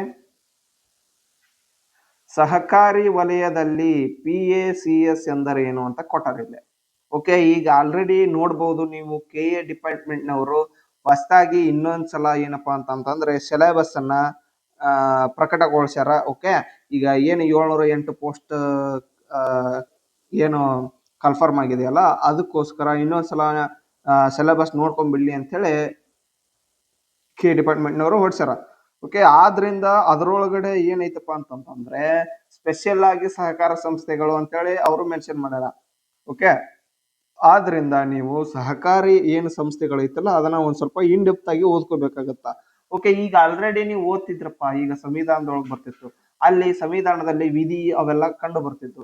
ಆದ್ರ ಇದು ಏನು PA CS ಟರ್ಮ್ ಇಂಥವೆಲ್ಲ ಎಲ್ಲೂ ನಿಮ್ಗ ಸಂವಿಧಾನದೊಳಗಡೆ ಕಂಡು ಬರ್ತಿದ್ದಿಲ್ಲ. ಅದಕ್ಕೋಸ್ಕರ ಸಹಕಾರಿ ವಲಯವನ್ನ ನಾವು ಇನ್ ಡೆಪ್ತ್ ಆಗಿ ನೋಡ್ಕೋಬೇಕಾಗತ್ತ. ಓಕೆ, ಬನ್ರಿ PA CS ಅಂದ್ರೆ ಏನು ಅಂತ ಹೇಳಿ ಕೇಳಾರಲ್ಲ, ಇದಕ್ಕೆ ಆಪ್ಷನ್ಸ್ ನೋಡೋಣ. Primary agriculture cooperative society, primary association of credit societies, primary agricultural credit societies, primary association for cooperative societies ಅಂತ ಇಲ್ಲಿ ಆಪ್ಷನ್ ಕೊಟ್ಟಾರ. ಓಕೆ, ಇದಕ್ಕ ಸರಿಯಾದ ಉತ್ತರ ಬಂದ್ಬಿಟ್ಟು primary agricultural credit society. Okay, ಏನು ಮೂರನೇದೈತಲ್ಲ ಪ್ರಾಥಮಿಕ ಕೃಷಿ ಸಾಲ ಸಂಘಗಳು ಅಂತ ಹೇಳಿ ಪ್ರೈಮರಿ ಅಗ್ರಿಕಲ್ಚರಲ್ ಕ್ರೆಡಿಟ್ ಸೊಸೈಟಿ, ಇದಕ್ಕೆ ಸರಿಯಾದ ಉತ್ತರ. ಓಕೆ, ಈಗ ನಾವು ಸ್ವಲ್ಪ ಏನಪ್ಪಾ ಸಹಕಾರಿ ಸಂಘಗಳ ಬಗ್ಗೆ ಸ್ವಲ್ಪ ಇನ್ ಡೆಪ್ತ್ ಆಗಿ ನೋಡ್ಕೊಂಡ್ ಬರ್ರಿ. ಓಕೆ, ಈಗ ನಾವು ನೋಡ್ಬೋದು, ಈಗ ನಮ್ಮ ಹಳ್ಳಿ ಒಳಗಡೆ ಇರ್ತೈತಪ್ಪ, ಹಳ್ಳಿ ಒಳಗಡೆ ಏನಿರುತ್ತಂತಂದ್ರೆ ಪ್ರಾಥಮಿಕ ಕೃಷಿ ಪತ್ತಿನ ಸಹಕಾರಿ ಅಂತೇಳಿ ಕೃಷಿ ಪತ್ತಿನ ಸಹಕಾರಿ ಸಂಘ ಅಂತ ಇರ್ತದ. ಓಕೆ, ಇದು ಏನೈತಲ್ರಿ, ಇದು ಒಂದು ರೈತರಿಗೆ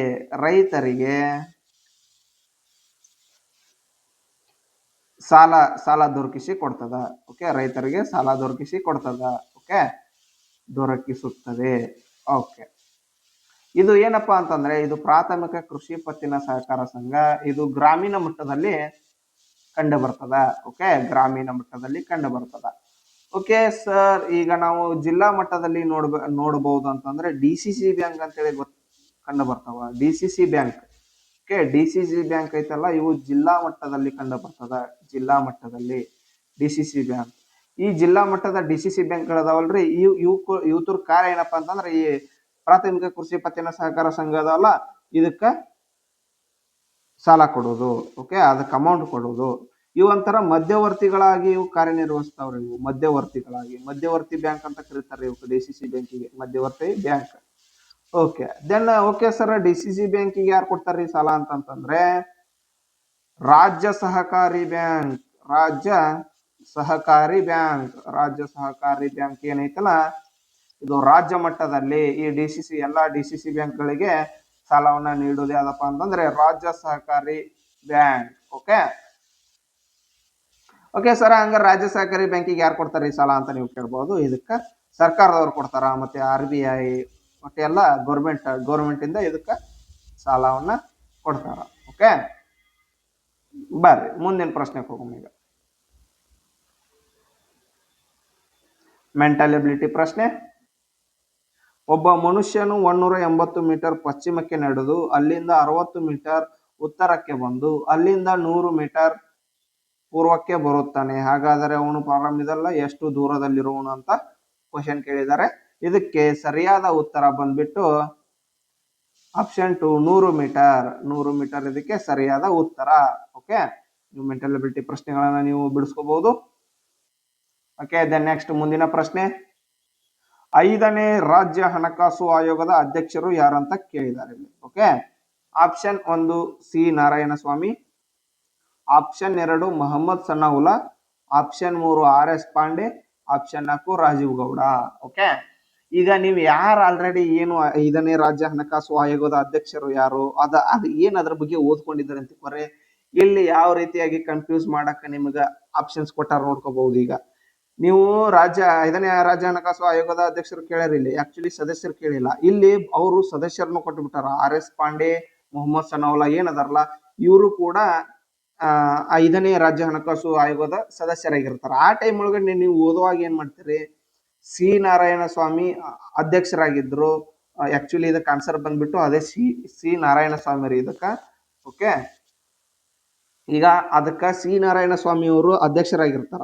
ಸದಸ್ಯರು ಮೊಹಮ್ಮದ್ ಸನಾವುಲ್ಲಾ, RS ಪಾಂಡೆ ಅಂತೇಳಿ ಓದ್ಕೊಂಡ್ಬಿಟ್ಟಿರ್ತೀರಿ. ಅವಾಗ ನಿಮ್ಗ ನೀವು ಫುಲ್ ಕ್ಲಾರಿಟಿಯಿಂದ ಓದ್ಕೊಲಿಕ್ಕಂದ್ರ ಎಕ್ಸಾಮ್ ಹಾಲ್ ಒಳಗಡೆ ಕೂತಾಗ ಏನಾಗತ್ ಗೊತ್ತಾ, ಈಗ ನೀವು ಸಿ ನಾರಾಯಣ ಸ್ವಾಮಿ, ಮೊಹಮ್ಮದ್ ಸನಾವುಲ್ಲಾ, RS ಪಾಂಡೆ 3 ಜನದ ಓದ್ಕೊಂಡ್ಬಿಟ್ಟಿರ್ತೀರಿ. ಓಕೆ, ಇದ್ರೊಳಗಡೆ ಯಾವ್ದು ಹಾಕ್ಬೇಕು, ಯಾವ್ದು ಬಿಡ್ಬೇಕು, ಅದಕ್ಕೋಸ್ಕರ ಈ ಎಲ್ಲ ಕನ್ಫ್ಯೂಷನ್ ಬೇಡಪ್ಪ ಅಂತಂತಂದ್ರೆ ನೀವು ಫುಲ್ ಕ್ಲಾರಿಟಿಯಿಂದ, ಫುಲ್ ಗಮನ ಕೊಟ್ಟು, ಫುಲ್ ಕಾನ್ಸಂಟ್ರೇಷನ್ ಇಂದ ಫೋಕಸ್ಡ್ ಆಗಿ ಸ್ಟಡಿ ಮಾಡ್ಬೇಕಾಗತ್ತ. ಯಾಕಪ್ಪ ಅಂತಂದ್ರೆ ಅದಕ್ಕೆ ಸಂಬಂಧಪಟ್ಟಂತ ವಿಷಯಗಳನ್ನೇ ಆಪ್ಷನ್ ಕೊಟ್ಬಿಡ್ತಾರೆ. ಈಗ ಈ ರೀತಿ ಆದ ಕೂಡ ನೀವು ಕನ್ಫ್ಯೂಸ್ ಮಾಡ್ಕೊಂಡು ಮೊಹಮ್ಮದ್ ಸನಾವುಲ್ಲಾನು ಓದಿ ನಾನು, ಮೊಹಮ್ಮದ್ ಸನಾವುಲ್ಲಾ ಆನ್ಸರ್ ಇದಕ್ಕ, RS ಪಾಂಡೆ ಓದಿನಿ, RS ಪಾಂಡೆ ಆನ್ಸರ್ ಇದಕ್ಕ ಅಂತ ಹೇಳಿ ನಾವು ಕನ್ಫ್ಯೂಸ್ ಆಗುವಂತ ಸಾಧ್ಯತೆ ಇರ್ತದ. ಓಕೆ, ಬನ್ನಿ ಇಲ್ಲಿ 49ನೇ ಪ್ರಶ್ನೆ. ಈ ಕೆಳಗಿನವುಗಳಲ್ಲಿ ಯಾವ ಆಯ್ಕೆಯು 2023ರಲ್ಲಿ ಕರ್ನಾಟಕ ಸರ್ಕಾರವು ಜಾರಿಗೆ ತಂದ 5 ಗ್ಯಾರಂಟಿ ಯೋಜನೆಗಳನ್ನು ಸರಿಯಾಗಿ ಸೂಚಿಸುತ್ತದೆ? ಇದಕ್ಕಂತೂ ಏನ್ ನಾವು ಹೇಳುವುದೇ ಬೇಡ, ಇದಕ್ಕೆ ನೀವು ಈಸಿಯಾಗಿ ಆನ್ಸರ್ ಹೇಳ್ತೀರ ಅನ್ಕೊಂಡಿನಿ. ಶಕ್ತಿ ಯೋಜನೆ. ಓಕೆ, ಇದೇನು ಮಹಿಳೆಯರಿಗೆ ಫ್ರೀ ಬಸ್ ಮಾಡ್ಯಾರಲ್ಲ ಅದು ಯೋಜನೆ. ಶಾದಿ ಭಾಗ್ಯ ಅಂತೂ ಮಾಡಿಲ್ಲ. ಓಕೆ, ಜಲಭಾಗ್ಯ ಇಲ್ಲ. ಯುವ ನಿಧಿ ಅಂತೂ ಮಾಡಿದಾರ. ಓಕೆ, ಯುವ ನಿಧಿ ಯಾರಿಗೆ ಮಾಡ್ಯಾರಿ, ನಮ್ಮ ಡಿಗ್ರಿ ಮುಗಿಸಿದಂತ ಯುವಕರಿಗೆ 3,000 ಮತ್ತೆ ಡಿಪ್ಲೊಮಾ ಪದವಿ ಮುಗಿಸಿದಂತವರಿಗೆ 1,500 ಅಮೌಂಟ್ ಕೊಡುವಂತದ್ದು ಇದನ್ನ ಮಾಡ್ಯಾರ ಪ್ರತಿ ತಿಂಗಳು. ಓಕೆ, ಅನ್ನಭಾಗ್ಯ ಕೂಡ ಮಾಡ್ಯಾರ. ಓಕೆ, ಇಲ್ಲಿ ಶಕ್ತಿ, ಗೃಹ ಜ್ಯೋತಿ, ಗೃಹಲಕ್ಷ್ಮಿ, ಯುವ ನಿಧಿ, ಅನ್ನಭಾಗ್ಯ. ಓಕೆ, ಇದರಲ್ಲಿ ಗೃಹ ಜ್ಯೋತಿ ಮಾಡ್ಯಾರ. ಗೃಹ ಜ್ಯೋತಿ ಅಂತಂದ್ರೆ current bill free. Okay, next Gruhalakshmi ಅಂತಂದ್ರೆ ಮನೆಯ ಯಜಮಾನಿಗೆ ಒಟ್ಟು ತಿಂಗಳಿಗೆ 2,000 ರೂಪಾಯಿ ಅಂತೇಳಿ ಕೊಡೋದಾಗಿ ಇದನ್ನ ಗೃಹಲಕ್ಷ್ಮಿ ಮಾಡ್ಯಾರ. ಆದ್ದರಿಂದ ಇದಕ್ಕೆ ಸರಿಯಾದ ಉತ್ತರ ಆಪ್ಷನ್ 2. ಓಕೆ, ಇದ ನೋಡ್ರಿ. ಓಕೆ, ಇವನ್ನೇ ನೋಡ್ಕೊ. ಇದ್ರಾಗ ಆಕ್ಚುಲಿ ಈ ಆಪ್ಷನ್ ಒಳಗಡೆ ಯಾವ್ದು ಕೊಟ್ಟಾರ, ಮತ್ತೆ ರೈತ ಮಿತ್ರ ಕೊಟ್ಟಾರ, ಇದು ಕೂಡ ಅಲ್ಲ, ಇದು ಅಲ್ಲ. ಓಕೆ, ಇಲ್ಲಿ ಆಶಾ ಕಿರಣ ಯೋಜನೆ ಇದನ್ನು ಮಾಡಿಲ್ಲ. ಓಕೆ, ಜಲಭಾಗ್ಯ ಮಾಡಿಲ್ಲ. ಓಕೆ, ಸರಿಯಾದ ಉತ್ತರ ಇದು. ಓಕೆ, ಮುಂದಿನ ಪ್ರಶ್ನೆಗೆ ಹೋಗೊಂಬರ್ರಿ.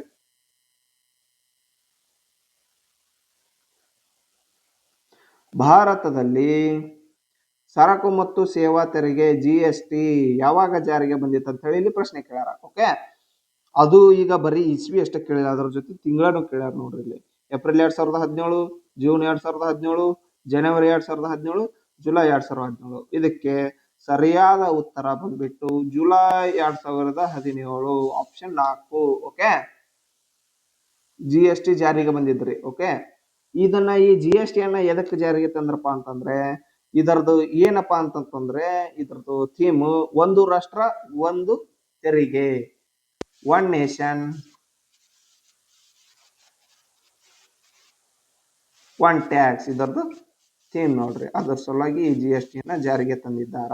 ಓಕೆ, ಓಕೆ, ಫಸ್ಟ್ ಜಾರಿಗೆ ಬಂದಿದ್ದು ಈಗ ಭಾರತದಲ್ಲಿ ಯಾವಾಗ ಜಾರಿಗೆ ಬಂದಿತ್ತು ಆಯ್ತು. ಓಕೆ, ಫಸ್ಟ್ ಯಾವ ರಾಜ್ಯದವರು ಜಾರಿಗೆ ಮಾಡ್ಕೊಂಡ್ರಪ್ಪ ಅಂತಂದ್ರೆ ಅಸ್ಸಾಂ ರಾಜ್ಯದವರು GST ಅನ್ನ ಜಾರಿಗೆ ತಂದ್ರು. ಓಕೆ, ಅಸ್ಸಾಂ ರಾಜ್ಯದವರು ಫಸ್ಟ್ GST ಅನ್ನ ಜಾರಿಗೆ ತಂದ್ರು, ನೋಡ್ಕೋಬಹುದು ನೀವು. ಓಕೆ, ಓಕೆ, ಮುಂದಿನ ಪ್ರಶ್ನೆ ನೋಡ್ಕೊಳ್ಳೋಣ ಬನ್ನಿ. ಇಲ್ಲಿ CBDC ಯನ್ನು ವಿಸ್ತರಿಸಿ. CBDC. ಓಕೆ, ಇದರದ್ದು ಫುಲ್ ಫಾರ್ಮ್ ಏನಂತ ಕೇಳ್ಯಾರ.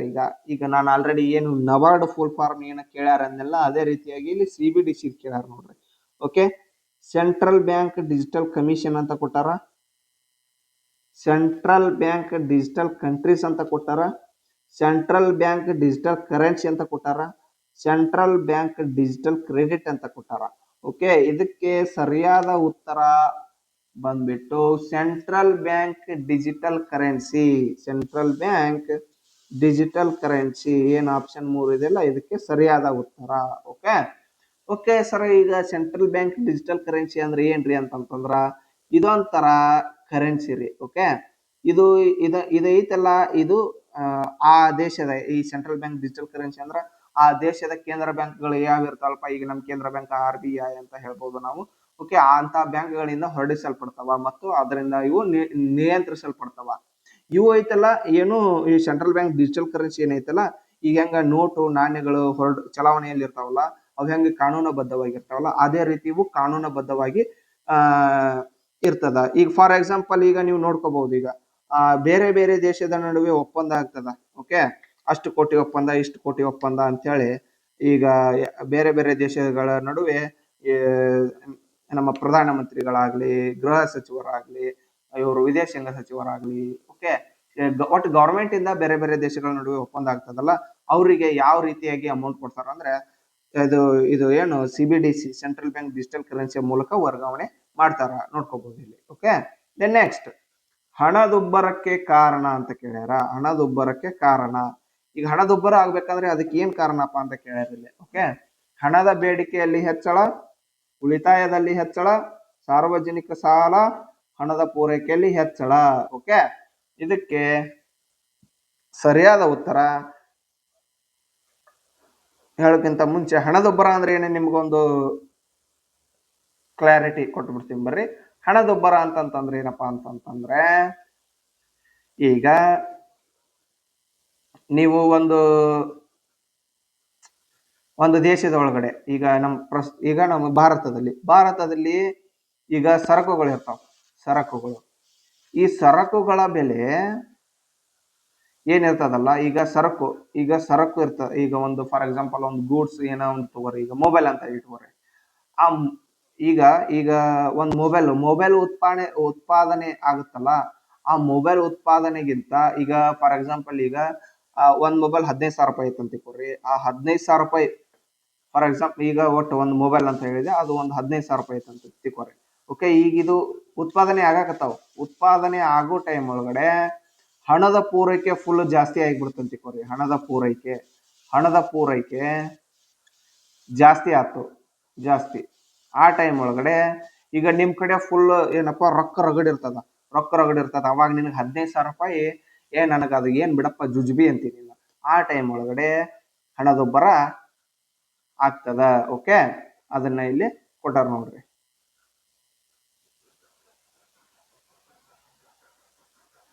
ಆಪ್ಷನ್ ನಿಮ್ಗೆ ಈಗ ಆಲ್ರೆಡಿ ಗೊತ್ತಾಗಿರ್ಬಹುದು.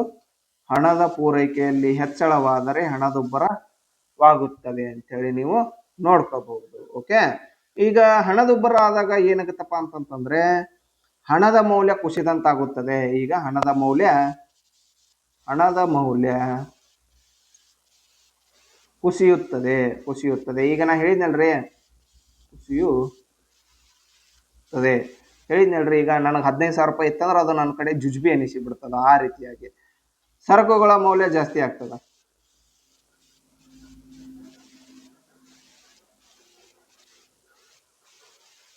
ಸರಕುಗಳ ಮೌಲ್ಯ ಜಾಸ್ತಿ ಅಂತಂದ್ರೆ ಈಗ ನಿನಗೆ 15,000 ಐತೆ, ಈಗ ನಾ 15,000 ರೂಪಾಯಿ ನೀನು ಈಸಿಯಾಗಿ ಕೊಟ್ಟು ಬಿಡ್ತಿ. ಆ ಟೈಮ್ ಒಳಗಡೆ ಏನ್ ಮಾಡ್ತಾರ, ನೀ ಇಲ್ಲ ಈಗ ನೋಡಪ್ಪ 15,000 ಈಸಿ ಅಂತ ಅನ್ಕೊಳಕತ್ತಾರ ಅಂದ್ಕೂಡ ಏನ್ ಮಾಡ್ತಾರ ಅವರು, ಆ ಮೊಬೈಲ್ ಕಂಪ್ನಿಯವರು ಆಟೋಮೆಟಿಕ್ ಪ್ರೈಸ್ ಜಾಸ್ತಿ ಮಾಡಿಬಿಡ್ತಾರ. ಅದಕ್ಕೋಸ್ಕರ ಸರಕುಗಳ ಮೌಲ್ಯ ಜಾಸ್ತಿ ಆಗ್ತದಂತ ನಾವು ನೋಡ್ಕೋಬಹುದು. ಓಕೆ, ಮುಂದಿನ ಪ್ರಶ್ನೆ, 2022-23ನೇ ಸಾಲಿನಲ್ಲಿ ಕರ್ನಾಟಕದ ಯಾವ ಜಿಲ್ಲೆಯು ಒಟ್ಟು ಆಂತರಿಕ ಉತ್ಪನ್ನಕ್ಕೆ ಅತ್ಯಂತ ಹೆಚ್ಚು ಕೊಡುಗೆಯನ್ನು ಕೊಟ್ಟಿದೆ? ಓಕೆ, ಇದಕ್ಕೆ ಆಪ್ಷನ್ ನೋಡ್ಕೋರಿ. ಬೆಂಗಳೂರು ನಗರ, ದಕ್ಷಿಣ ಕನ್ನಡ, ಮೈಸೂರು, ಉಡುಪಿ.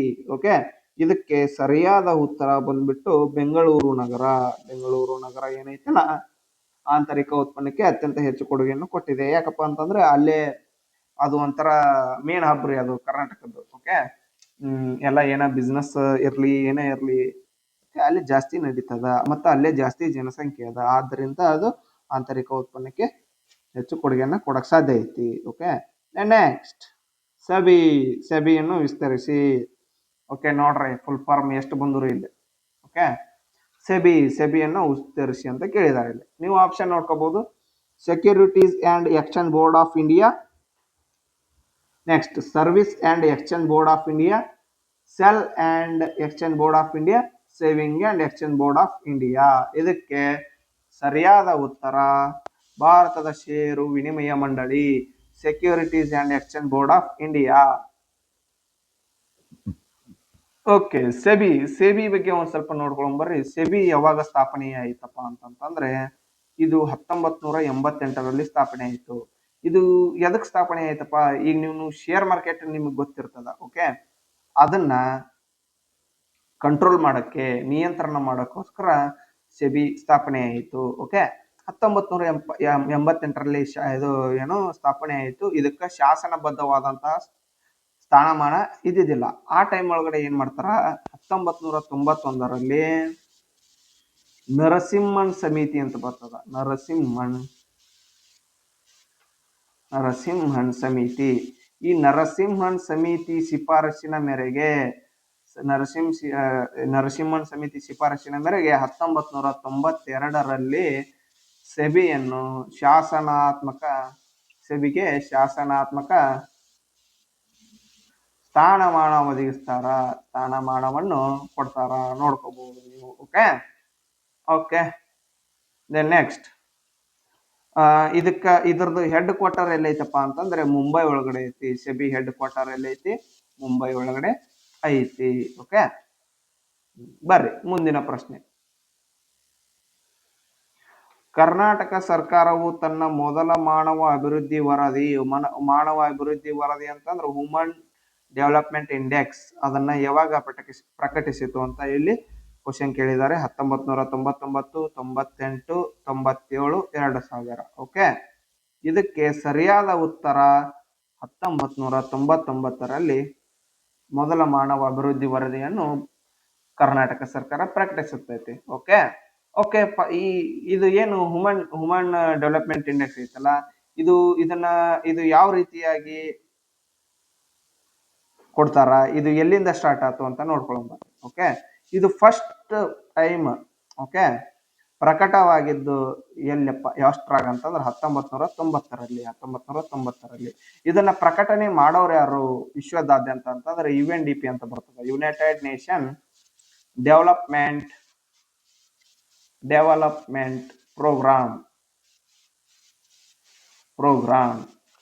ಈ UNDP ಏನ್ ಸಂಸ್ಥೆ ಐತಲ್ಲ, ಈ UNDP ಸಂಸ್ಥೆಯು ಮಾನವ ಅಭಿವೃದ್ಧಿ ವರದಿಯನ್ನ ಹೊರಡಿಸ್ತದ. ಓಕೆ ಓಕೆ ಈ 1990ರಲ್ಲಿ ಹೊರಡಿಸಿದ್ರು. ಓಕೆ, ಇದಕ್ಕ ಯಾರು ಹೊರಡಿಸಕ್ಕೆ ಮತ್ತೆ ಇದ್ರ ಬಗ್ಗೆ ಯಾರು ರಿಸರ್ಚ್ ಮಾಡಿದ್ರಪ್ಪ ಅಂತಂತಂದ್ರೆ ನಮ್ಮ ಭಾರತದ ಅಮರ್ತ್ಯ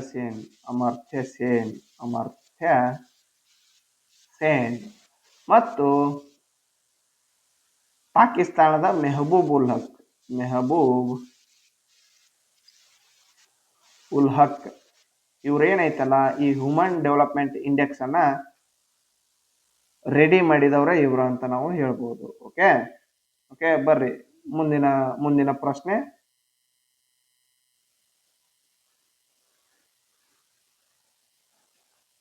ಈ ಕೆಳಗಿನವುಗಳಲ್ಲಿ ಯಾವುದು ದ್ವಿತೀಯ ವಲಯಕ್ಕೆ ಸೇರುವುದಿಲ್ಲ ಅಂತ ಕೇಳ್ಯಾರ.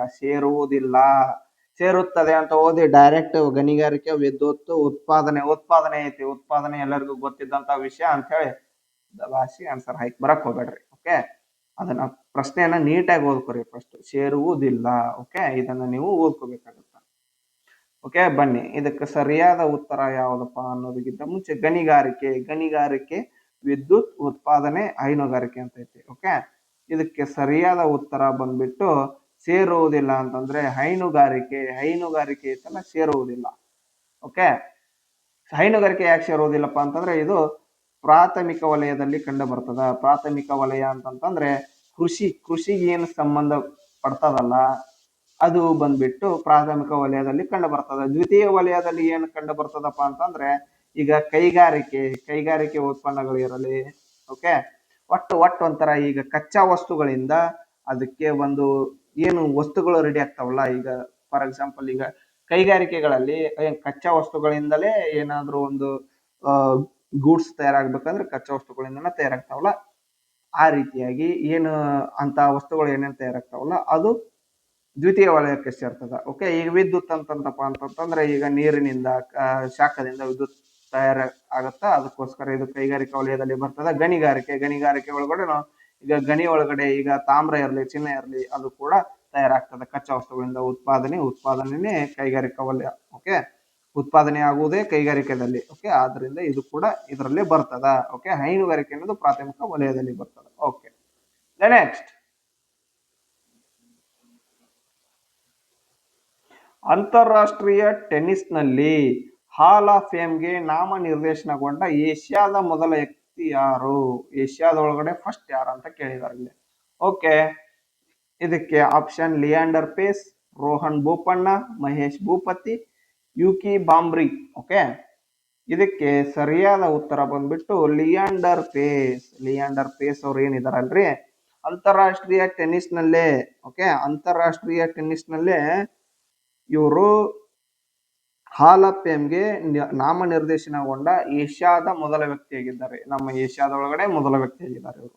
ಈ ಲಿಯಾಂಡರ್ ಪೇಸ್ ಅವ್ರು ಏನದಾರಲ್ಲ, ಇವರು ಭಾರತದ ಆಟಗಾರರಾಗಿದ್ದಾರೆ. ಭಾರತದ ಟೆನ್ನಿಸ್ ಆಟಗಾರ. ಓಕೆ, ಟೆನ್ನಿಸ್ ಆಟಗಾರ. Okay okay okay then next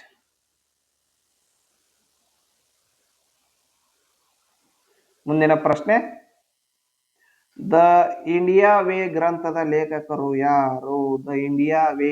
okay, ಇದು ಪ್ರಸ್ತುತ ಏನು ನಮಗ ಮಿನಿಸ್ಟರ್ಸ್ ಅದಾರಲ್ರಿ, ಅವರಲ್ಲಿ ಒಬ್ರು ಬರ್ದಾರ ಇದನ್ನ. Okay, option 1 Nirmala Sitharaman, option 2 S Jaishankar, option 3 Ashwini Vaishnaw, option 4 Ajit Doval. Okay, ಇದಕ್ಕೆ ಸರಿಯಾದ ಉತ್ತರ ಎಸ್ ಜಯಶಂಕರ್. ಜಯಶಂಕರ್ ಏನು ವಿದೇಶಾಂಗ ಮಂತ್ರಿ ಅವರು ಅದಾರಲ್ರಿ, ಅವರು ದ ಇಂಡಿಯಾ ವೇ ಅಂತೇಳಿ ಗ್ರಂಥವನ್ನ ಬರೀತಾರ.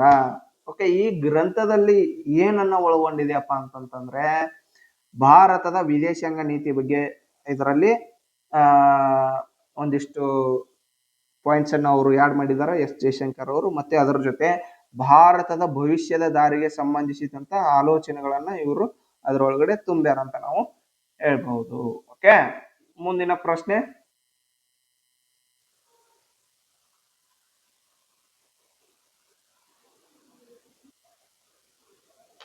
ಓಕೆ, ಸ್ನ್ಯಾಚ್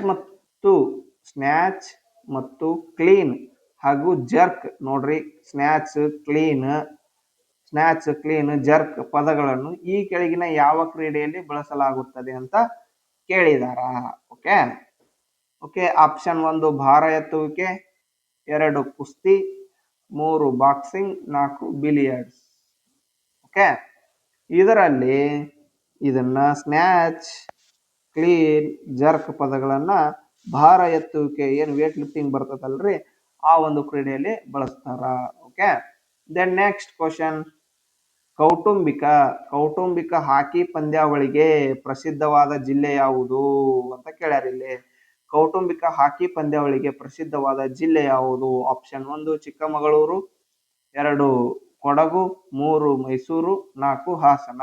ಓಕೆ, ಹಾಕಿ ಅಂತಂತಂದ್ ಕೂಡ ನಮ್ಮ ಕರ್ನಾಟಕದಲ್ಲಿ ಪ್ರಸಿದ್ಧವಾಗಿರೋದು ಕೊಡಗು. ಓಕೆ, ಹಾಕಿಗೆ ಪ್ರಸಿದ್ಧವಾಗಿರೋದು ಕೊಡಗು. ಕೌಟುಂಬಿಕ ಹಾಕಿ ಪಂದ್ಯಾವಳಿಗಳು ಕೂಡ ಕೊಡಗಿನಲ್ಲಿ ನಡೀತಾವ. ಓಕೆ, ಇದ್ರ ಬಗ್ಗೆ ಏನಂತಪ್ಪ ಅಂತಂತಂದ್ರ ಇದು ಏನು ಕೊಡಗು ಒಳಗಡೆ ಕೌಟುಂಬಿಕ ಹಾಕಿ ಕಪ್ ಏನ್ ಇರ್ತಲ್ಲ ಅದು ವಿಶ್ವದಲ್ಲೇ ಪ್ರಸಿದ್ಧವಾಗಿದೆ. ಓಕೆ, ಇದನ್ನೈತಲ್ಲ ಇದನ್ನೇನು ಕೌಟುಂಬಿಕ ಹಾಕಿ ಪಂದ್ಯಾವಳಿ ಏನೈತಲ್ಲ ಯಾರು ಇದನ್ನ ನಡೆಸ್ತಾರಪ್ಪ ಅಂತಂದ್ರೆ ಕೊಡಗಿನಲ್ಲಿರುವ ಕೊಡವ ಸಮುದಾಯದವ್ರು ಅಂತ ನೋಡ್ರಿ. ಕೊಡವ ಸಮುದಾಯದವರು ಇದನ್ನ ನಡೆಸ್ತಾರ. ಅವ್ರವ್ರ ಕುಟುಂಬಗಳೇ ತಂಡಗಳನ್ನ ರಚನೆ ಮಾಡ್ಕೊಳ್ತಾವು. ತಂಡಗಳೇ ರಚನೆ ಮಾಡ್ಕೊಂಡು ಅದನ್ನ ಗೇಮ್ ಅನ್ನ ನಡೆಸ್ತಾವು. ಓಕೆ, ದೆನ್ ನೆಕ್ಸ್ಟ್ 2023-24 ಸಾಲಿನ ರಣಜಿ ಟ್ರೋಫಿ ವಿಜೇತ ತಂಡವು ಯಾವುದಂತ ಕೇಳ್ಯಾರ ಇಲ್ಲಿ. ಆಪ್ಷನ್ 1 ಸೌರಾಷ್ಟ್ರ, 2 ವಿದರ್ಭ, 3 ಮುಂಬೈ, 4 ಕರ್ನಾಟಕ. ಓಕೆ, 2023-24 ಏನ್ ಕರೆಂಟ್ ಅಫೇರ್ಸ್ ಬರ್ತದಲ್ಲ ಅದ್ರೊಳಗಡೆ ಇದು ಕವರ್ ಆಗತ್ತೆ ನೋಡ್ರಿ. ಓಕೆ, ಇದಕ್ಕೆ ಸರಿಯಾದ ಉತ್ತರ ಯಾವ್ದಪ್ಪ ಅಂತಂದ್ರೆ 2023-24 ಒಳಗಡೆ ಮುಂಬೈ ಕರೆಕ್ಟ್ ಆನ್ಸರ್ ರೀ. ಓಕೆ, ದೆನ್ ನಮಗ 2025 ಬೇಕಲ್ರಿ. 2025 ರಣಜಿ ಟ್ರೋಫಿ 2025 ವಿನ್ನರ್ ಯಾರು ಅದು ಬೇಕಲ್ಲ. ಓಕೆ, ಅದನ್ನ ಈಗ ಪ್ರಸ್ತುತ 2025 ವಿನ್ ಆದಂತ ತಂಡ ಯಾವ್ದಂತಂದ್ರೆ Vidarbha. Okay, okay then next runner up ಯಾರಪ್ಪ ಅದರದ್ದು 2025ರಲ್ಲಿ ರಂಜಿ ಟ್ರೋಫಿ ರನ್ನರ್ ಅಪ್ ಯಾರು ಅಂತಂದ್ರೆ ಕೇರಳ ಟೀಮ್ ನೋಡ್ರಿ, ಕೇರಳ. ಓಕೆ, ಈ ರೀತಿಯಾಗಿ ನಾವು ಕರೆಂಟ್ ಅಫೇರ್ಸ್ ಅನ್ನ ಕೂಡ ಒಂದು ಕ್ವಶನ್ ಪೇಪರ್ ಸಾಲ್ವ್ ಮಾಡಕತ್ತೀವಿ ಅಂದ್ರೆ ಕರೆಂಟ್ ಅಫೇರ್ಸ್ ಕೂಡ ಯಾಡ್ ಮಾಡ್ಕೊಂತ ಹೋಗ್ಬೇಕಾಗತ್ತ. ಓಕೆ, ಬರ್ರಿ ನೆಕ್ಸ್ಟ್ ಕ್ವಶನ್. 2022ರ ಏಷ್ಯನ್ ಗೇಮ್ಸ್ ನಲ್ಲಿ ಭಾರತೀಯ ಪ್ಯಾರಾಲಿಂಪಿಕ್ ಸ್ಪರ್ಧಾಳುಗಳ ಈ ಕೆಳಗಿನ ಯಾವ ವಿಭಾಗದ ಕ್ರೀಡೆಯಲ್ಲಿ ಅತಿ ಹೆಚ್ಚು ಪದಕಗಳನ್ನು ಗೆದ್ದಿರುತ್ತಾರೆ? Okay, Asian games, first Asian games ಬಗ್ಗೆ ತಿಳ್ಕೊಂಡು ಬರ್ರಿ. ಈ ಏಷ್ಯನ್ ಗೇಮ್ಸ್ ಅನ್ನೋದು 4 ವರ್ಷಕ್ಕೊಮ್ಮೆ ನಡೀತದೆ. 4 ವರ್ಷಕ್ಕೊಮ್ಮೆ ನಡೆಯುವ ಕ್ರೀಡೆಯಾಗಿದೆ. 4 ವರ್ಷಕ್ಕೊಮ್ಮೆ ನಡೆಯುವ ಕ್ರೀಡೆಯಾಗಿದೆ. ಈ 2022ರದ ಏನೈತಲ್ರಿ, ಕೋವಿಡ್ ಸಲುವಾಗಿ ಪೋಸ್ಟ್ಪೋನ್ ಆಗಿ 2023 ಒಳಗಡೆ ನಡೆದಿತ್ತು. ಆದ್ರಿಂದ ಇದು 2024 ಒಳಗಡೆ ನಡೆದಂತಹ ಕ್ವಶನ್ ಪೇಪರ್ ಆದ್ರಿಂದ ಇದನ್ನ ಪ್ರಶ್ನೆಗಳನ್ನ ಕೇಳ್ಯಾರ. ಓಕೆ, ನಾವು ಅದೇ ರೀತಿ ಓಕೆಪ್ಪ, ಈಗ ನಮ್ಗ ಓಕೆ 2023 ಆಯ್ತು. ಈಗ ನೆಕ್ಸ್ಟ್ ನಮಗ್ ಮುಂದಿನ ನೋಡ್ಬೇಕಲ್ರಿ, 4 ವರ್ಷಕ್ಕೊಮ್ಮೆ ನಡೀತೈತೆ ಅಂದ್ರೆ 2022 ಆದ್ಮೇಲೆ ಎಷ್ಟು 4 ವರ್ಷ ಅಂದ್ರೆ 2026ಕ್ಕ ಕ್ರೀಡೆ ನಡೀತದ. ಎಲ್ಲಿ ನಡೀತದ ಅದು ಬೇಕಲ್ಲ.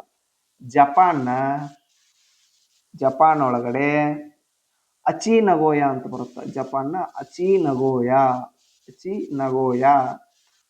ನಗೋಯಾದಲ್ಲಿ ಈಗ ಏಷ್ಯನ್ ಗೇಮ್ಸ್ ಐತಲ್ಲ 2026 ನಲ್ಲಿ ನಡೀತದ. ಓಕೆ, ಇದು 20th ಏಷ್ಯನ್ ಗೇಮ್ಸ್ ನೋಡ್ರಿ. ಇದು ಏನು 2026 ನಡೀತದ ಅದು. ಓಕೆ ದೆನ್ ನೆಕ್ಸ್ಟ್ 2023ನೇ ಸಾಲಿನ ಕ್ರಿಕೆಟ್ ಕ್ಷೇತ್ರದಲ್ಲಿ ಅರ್ಜುನ ಪ್ರಶಸ್ತಿಯನ್ನು ಪಡೆದವರು ಯಾರು? Okay, option 1 Mohammed Shami, Virat Kohli, Rohit Sharma, Jasprit Bumrah. Okay, ಇದು ಕರೆಂಟ್ ಅಫೇರ್ಸ್ ಕ್ವಶನ್ ಒಳಗಡೆನೆ ಬರುತ್ತೆ. ಇದಕ್ಕೂ ಸರಿಯಾದ ಉತ್ತರ ಮೊಹಮ್ಮದ್ ಶಮಿ ನೋಡ್ರಿ. ಓಕೆ, ಅರ್ಜುನ ಪ್ರಶಸ್ತಿ ಯಾವ್ಯಾವ ಪ್ರಶಸ್ತಿಗಳು ಬರ್ತಾವಲ್ಲ ಅವನ್ನೆಲ್ಲ ನಾವು ನೋಡ್ಕೋಬೇಕಾಗತ್ತ. ದೆನ್ ನೆಕ್ಸ್ಟ್, ಎವರೆಸ್ಟ್ ಮ್ಯಾನ್ ಎಂದೇ ಹೆಸರಾಗಿರುವ ಕಮಿರಿಟಾ ಶೆರ್ಪಾರವರು 26 ಬಾರಿ ಮೌಂಟ್ ಎವರೆಸ್ಟ್ ಏರುವ ಮೂಲಕ ಹೊಸ ದಾಖಲೆಯನ್ನು ನಿರ್ಮಿಸಿದರು. ಇವರು ಯಾವ ರಾಷ್ಟ್ರದವರು ಅಂತ ಕೇಳ್ಯಾರಿ. ಓಕೆ, ದೆನ್ ಇದಕ್ಕೆ ಆಪ್ಷನ್ ನೋಡ್ಕೋರಿ. Option 1 Nepal, option 2 Bharat, 3 Bhutan, 4 Germany. Okay, ಇದಕ್ಕೆ ಈ ಸರಿಯಾದ ಉತ್ತರ ಬಂದ್ಬಿಟ್ಟು ನೇಪಾಳ. ಇವ್ರು ಏನು ಕಮ್ಯುನಿಟಿ ಶರ್ಪಾ ಅದರಲ್ರಿ, ಇವರು ನೇಪಾಳದವರು ಇವರು. ಓಕೆ, ಇದು 2024 ಕ್ವಶನ್ ಪೇಪರ್ ಅವಾಗ. ಈಗ ಪ್ರಸ್ತುತ ಇವ್ರು ಎಷ್ಟು ಬಾರಿ ಏರ್ಯಾರು ಗೊತ್ತೈತೇನ್ರಿ ನಿಮ್ಗ? ಪ್ರಸ್ತುತ ಅದು ಯಾವಾಗಿಂದ ಲೆಕ್ಕ ಇಟ್ಕೊಂಡ್ರಂದ್ರ ಮೇ 2025 ಲೆಕ್ಕ ಇಟ್ಕೊಂಡ್ರ ಒಟ್ಟು 31 ಬಾರಿ 31 ಬಾರಿ ಇವರು ಮೌಂಟ್ ಎವರೆಸ್ಟ್ ಅನ್ನ ಏರಿದ್ದಾರೆ. ಓಕೆ, ಅದೇ ರೀತಿಯಾಗಿ ಸರ್ ಫಸ್ಟ್ ಇಯರ್ದವ್ರು ಯಾರ್ರಿ ಅಂತ ನೀವು ಕೇಳ್ಬೋದು. ಫಸ್ಟ್ ಇಯರ್ದವ್ರು ಯಾರಂದ್ರೆ ಎಡ್ಮಂಡ್ ಹಿಲರಿ ಮತ್ತು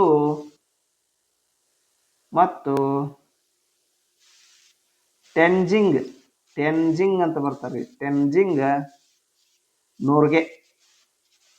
ನೋರ್ಗೆ ಅಂತ ಬರ್ತಾರ. ಇವ್ರು ಎಡ್ಮಂಡ್ ಹಿಲರಿ ಅವರು ನ್ಯೂಜಿಲ್ಯಾಂಡ್ದವ್ರಿ. ಇವರು ನ್ಯೂಜಿಲ್ಯಾಂಡ್. ಇದು ಕ್ವಶನ್ ಆಗೈತ್ರಿ. ಮತ್ತೆ ಯಾವ ದೇಶದವ್ರು ಅಂತ ಕೇಳ್ಯಾರ. ಓಕೆ, ನೆಕ್ಸ್ಟ್ ಟೆನ್ಜಿಂಗ್ ನೋರ್ಗೆ ಅವರು ಯಾವ ದೇಶದವರು ಅಂತಂದ್ರೆ ಇವರು ನೇಪಾಳದವರು. ಓಕೆ, ಫಸ್ಟ್ ಯಾರ ಅಂತಾನು ಕ್ವಶನ್ ಆಗೈತಿ, ಅವ್ರು ಯಾವ ದೇಶದವ್ರು ಅಂತೂ ಕ್ವಶನ್ ಆಗೈತಿ. ಓಕೆ, ಆದ್ರಿಂದ ಇವೆಲ್ಲ ನೆನಪಿಟ್ಕೋಬೇಕು. ಓಕೆ, ಬರ್ರಿ ಮುಂದಿನ ಪ್ರಶ್ನೆಗೆ ಹೋಗಮ್ಮ. 2023 ಅದರದ್ದು ರಾಷ್ಟ್ರೀಯ ಚಲನಚಿತ್ರ ಪ್ರಶಸ್ತಿಯಲ್ಲಿ ಅತ್ಯುತ್ತಮ ನಟ ಪ್ರಶಸ್ತಿಯನ್ನು ಪಡೆದವರು ಯಾರು ಅಂತ ಕೇಳ್ಯಾರ. Okay, 2023ರಲ್ಲಿ option 1 Allu Arjun, Kamal Haasan, Yash, Rishabh Shetty. Okay, ಇದಕ್ಕೆ ಸರಿಯಾದ ಉತ್ತರ ಬಂದ್ಬಿಟ್ಟು ಅಲ್ಲು ಅರ್ಜುನ್ ಅವ್ರಿಗೆ ಅತ್ಯುತ್ತಮ ನಟ ಪ್ರಶಸ್ತಿಯನ್ನು ಕೊಟ್ಟಿದ್ರು 2023ರಾಗ. ಓಕೆ, ದೆನ್ ನೆಕ್ಸ್ಟ್ 2025ರ ರಾಷ್ಟ್ರೀಯ ಚಲನಚಿತ್ರ ಪ್ರಶಸ್ತಿಗಳು ಕೂಡ ಪ್ರಕಟವಾಗ್ಯಾವ್ರಿ. ಓಕೆ, ಅವ್ನು ಯಾರ್ಯಾರಿಗೆ ಕೊಟ್ಟಾರ ಅದನ್ನು ಒಂದ್ಸಲ ನಾವು ನೋಡ್ಕೊಂಡ್ಬರ್ರಿ. 2025ರಲ್ಲಿ ಅತ್ಯುತ್ತಮ ನಟ ಅಂತೇಳಿ ಯಾರಿಗೆ ಕೊಟ್ಟಾರಪ್ಪ ಅಂತಂದ್ರೆ ಶಾರುಖ್ ಖಾನ್ ಕೊಟ್ಟಾರ್ರಿ. ಶಾರುಖ್ ಖಾನ್ ಇವರಿಗೆ ಜವಾನ್ ಫಿಲ್ಮಿಗೋಸ್ಕರ ಇವರಿಗೆ ಅತ್ಯುತ್ತಮ ನಟ ಪ್ರಶಸ್ತಿ ಕೊಟ್ಟಾರ. ದೆನ್ ನೆಕ್ಸ್ಟ್ ಅವ್ರ ಜೊತೆನ ಇನ್ನೊಬ್ರಿಗೆ ಕೊಟ್ಟಾರ. ಯಾರಿಗೆ ಕೊಟ್ಟಾರ? ವಿಕ್ರಾಂತ್ ಮಾಸೆ. ವಿಕ್ರಾಂತ್ ಮಾಸೆ ಅವರಿಗೆ 12th ಫೇಲ್ ಏನು ಫಿಲ್ಮ್ ಒಳಗದಾರಲ್ರಿ ಅವರಿಗೆ ಈ ಅತ್ಯುತ್ತಮ ನಟ ಪ್ರಶಸ್ತಿಯನ್ನ 2025ರಲ್ಲಿ ಕೊಟ್ಟಾರ. ಈ 12th ಫೇಲ್ ಮೂವಿ ಯಾರು ನೋಡಿಲ್ಲ ನೋಡ್ಕೊರಿ, ಭಾರಿ ವೆರಿ ಮೋಟಿವೇಶನಲ್ ಫಿಲ್ಮ್ ಐತಿ ಅಂತ ಹೇಳ್ಬೋದು ಇದನ್ನ. Okay, 12th fail. Okay, then next ಅದೇ ರೀತಿ ಅತ್ಯುತ್ತಮ ಚಲನಚಿತ್ರ ಅಂತ ಬರುತ್ತದ. ಅತ್ಯುತ್ತಮ ಚಲನಚಿತ್ರ ಅಂತ ಬಂತಂತಂದ್ರೆ ಆ ಪ್ರಶಸ್ತಿಯನ್ನ ಯಾವ ಫಿಲ್ಮಿಗೆ ಕೊಟ್ಟಾರ ಅಂತಂದ್ರೆ ಇದ 12th ಫೇಲ್ ಫಿಲ್ಮಿಗನ ಕೊಟ್ಟಾರ ನೋಡ್ರಿ.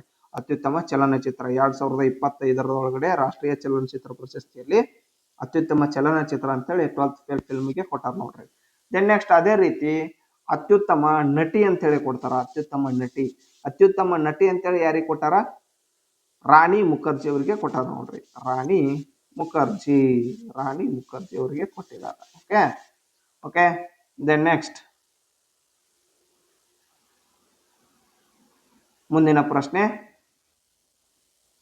ಪ್ರಧಾನಮಂತ್ರಿಯವರು 15 ಅಂಶಗಳ ಕಾರ್ಯಕ್ರಮವು ಇವರ ಕಲ್ಯಾಣಕ್ಕೆ ಸಂಬಂಧಿಸಿದೆ ಅಂತೈತೆ. ಓಕೆ, ಹಿಂದುಳಿದ ವರ್ಗಗಳು, ಅಲ್ಪಸಂಖ್ಯಾತರು, ಪರಿಶಿಷ್ಟ ಜಾತಿಗಳು, ಪರಿಶಿಷ್ಟ ಪಂಗಡಗಳು. ಓಕೆ, ಇದಕ್ಕೆ ಪ್ರಧಾನಮಂತ್ರಿ ಅವರು ಏನು 15 ಅಂಶಗಳ ಕಾರ್ಯಕ್ರಮ ಐತಲ್ಲ ಅದು ಬಂದ್ಬಿಟ್ಟು ಅಲ್ಪಸಂಖ್ಯಾತರ ಕಲ್ಯಾಣಕ್ಕೆ ಸಂಬಂಧಿಸಿದೆ ನೋಡ್ರಿ ಅದು. ಓಕೆ, ಫಾರ್ ಎಕ್ಸಾಂಪಲ್ ಅಲ್ಪಸಂಖ್ಯಾತರು ಯಾರಪ್ಪ ಅಂತಂತಂದ್ರೆ ಈಗ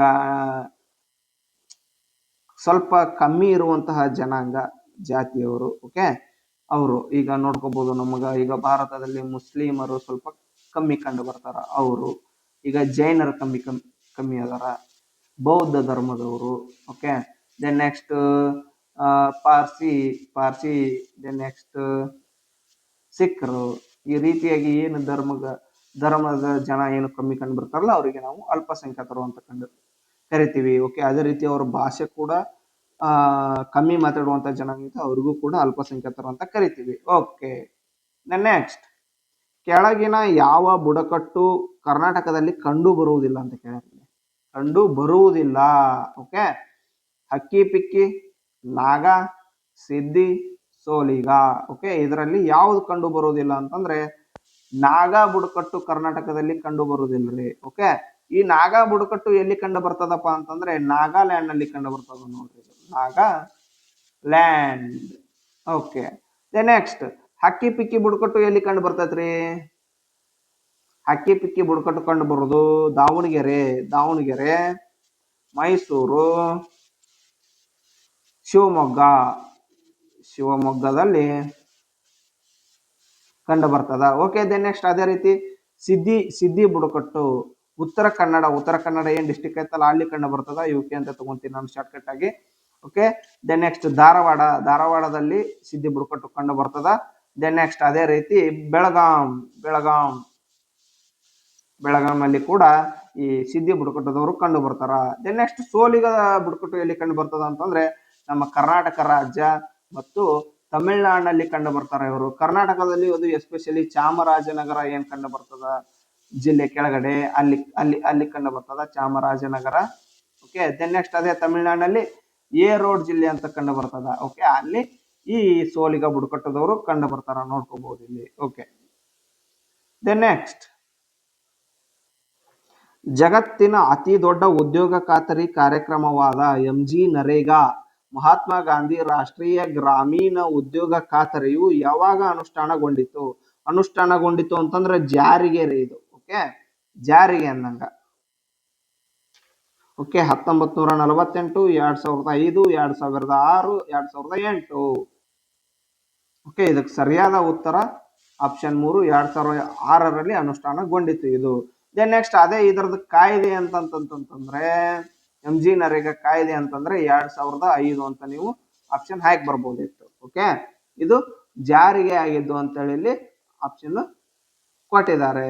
ಓಕೆ, ಇದು ಈ MG ನರೇಗಾ ಜಾರಿಗೆ ಬಂದದ್ದು ಅದು 2006 ಫೆಬ್ರವರಿ 2ಕ್ಕೆ ಜಾರಿಗೆ ಬಂದಿದೆ. ಓಕೆ, ಇದ್ರದ್ದು ಏನಪ್ಪಾ ಥೀಮ್ ಅಂತಂತಂದ್ರೆ ಒಂದು ವರ್ಷಕ್ಕೆ ಐತಲ್ಲ 100 ದಿನ ಉದ್ಯೋಗ ನೀಡ್ತಾರ ನೋಡ್ರಿ. ಒಟ್ಟು 100 ದಿನ ಉದ್ಯೋಗವನ್ನ ನೀಡ್ತಾರ ಇದು MG ನರೇಗಾ ಕಾರ್ಯಕ್ರಮದಡಿ. ಓಕೆ ಓಕೆ ಅದೇ ರೀತಿಯಾಗಿ ಎಂ ಜಿ ನರೇಗಾದ ಪೇಮೆಂಟ್ ಎಷ್ಟೈತಿ ಅಂತಾನು ಕ್ವಶನ್ ಕೇಳ್ಯಾರ already. Okay M G ನರೇಗದ್ದು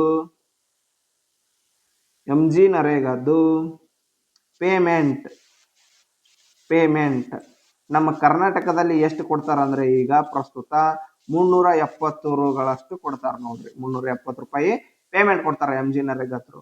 okay then ಅದೇ ರೀತಿ ಹೈಯೆಸ್ಟ್ ಪೇಮೆಂಟ್ ಎಲ್ಲಿ ಕೊಡ್ತಾರಪ್ಪ? ಹೈಯೆಸ್ಟ್ ಪೇಮೆಂಟ್ ಎಲ್ಲಿ ಕೊಡ್ತಾರ ಅಂತಂದ್ರೆ ಹರಿಯಾಣದಲ್ಲಿ ಕೊಡ್ತಾರ ನೋಡ್ರಿ. ಹರಿಯಾಣದಲ್ಲಿ ಒಟ್ಟು 400 ರೂಪಾಯಿ ಕೊಡ್ತಾರ ಅಂತ ನೋಡ್ರಿ ಅಲ್ಲಿ. ಓಕೆ ಅಲ್ಲೇ ಹೈಯೆಸ್ಟ್. ಓಕೆ ದೆನ್ ನೆಕ್ಸ್ಟ್ ಬರ್ರಿ ಮುಂದಿನ ಕ್ವಶನ್ಗೆ ಹೋಗೋಣ.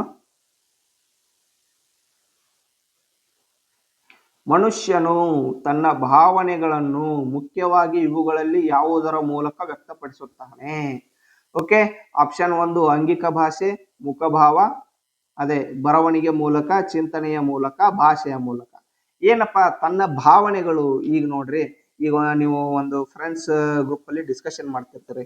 ಆ ಟೈಮ್ ಒಳಗಡೆ ಈಗ ನೀವು ಪಟ್ಟಣ ಒಂದು ಏನಾದ್ರು ಒಂದು ನಿಮ್ದು ಏನಾರ ಒಂದು ಅಭಿಪ್ರಾಯ ವ್ಯಕ್ತಪಡಿಸಿದ್ರ ಅಂದ್ರೆ ಒಬ್ಬ ವ್ಯಕ್ತಿ ಮೇಲೆ, ಆ ಟೈಮ್ನಲ್ಲಿ ಅವ ಯಾವ ರೀತಿಯಾಗಿ ನಿಮ್ಗ ಮುಖದರ್ಶನ ಕೊಡ್ತಾನ, ಓಕೆ ಅವನು ಯಾವ ರೀತಿಯಾಗಿ ಆಗಿಂದ ಏನು ಸಿಚುವೇಶನ್ ಒಳಗಡೆ ಏನು ಉತ್ತರ ಇರ್ತದ ಅದಕ್ಕ ನಾವು ಅಂಗಿಕ ಭಾಷೆ, ಮುಖಭಾವ ಅಂತ ಕರಿತೀವಿ. ಆದ್ದರಿಂದ ಭಾವನೆ ಇದರ ಮೂಲಕ ವ್ಯಕ್ತಪಡಿಸ್ತಾನ ಅಂತೇಳಿ ಆನ್ಸರ್ ಇದೆ.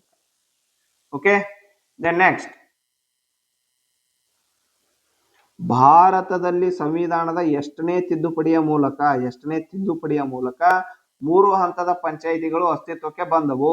3 ಹಂತದ ಪಂಚಾಯಿತಿಗಳು ಅಸ್ತಿತ್ವಕ್ಕೆ ಬಂದವು ಅಂತೈತಿ. ಓಕೆ 71ನೇ ತಿದ್ದುಪಡಿ, 72ನೇ ತಿದ್ದುಪಡಿ, 73ನೇ ತಿದ್ದುಪಡಿ, 74ನೇ ತಿದ್ದುಪಡಿ. ಓಕೆ ಇದಕ್ಕೆ ಸರಿಯಾದ ಉತ್ತರ ಬಂದ್ಬಿಟ್ಟು 73ನೇ ತಿದ್ದುಪಡಿಯ ಮೂಲಕ 3 ಹಂತದ ಪಂಚಾಯಿತಿಗಳು ನಮ್ಮ ಭಾರತದಲ್ಲಿ ಅಸ್ತಿತ್ವಕ್ಕೆ ಬಂದವು. ಓಕೆ ಓಕೆ ಈ 73ನೇ ತಿದ್ದುಪಡಿ ಎಷ್ಟರಲ್ಲಿ ಜಾರಿಗೆ ಬಂತಪ್ಪ ಅಂತ ಕೇಳಿದ್ರ 1993ರಲ್ಲಿ ಅಂತ ಹೇಳಿ ಜಾರಿಗೆ ಬಂತ ಅಂತ ಹೇಳ್ಬೇಕು. ಓಕೆ ಇದ್ರ ಕಾಯ್ದೆ ಅಂತಂತಂದ್ರೆ 1992ರಲ್ಲಿ ಕಾಯ್ದೆ ನೋಡ್ರಿ. ಕಾಯ್ದೆ 1993ರಲ್ಲಿ ಜಾರಿಗೆ ಬಂತು. ಓಕೆ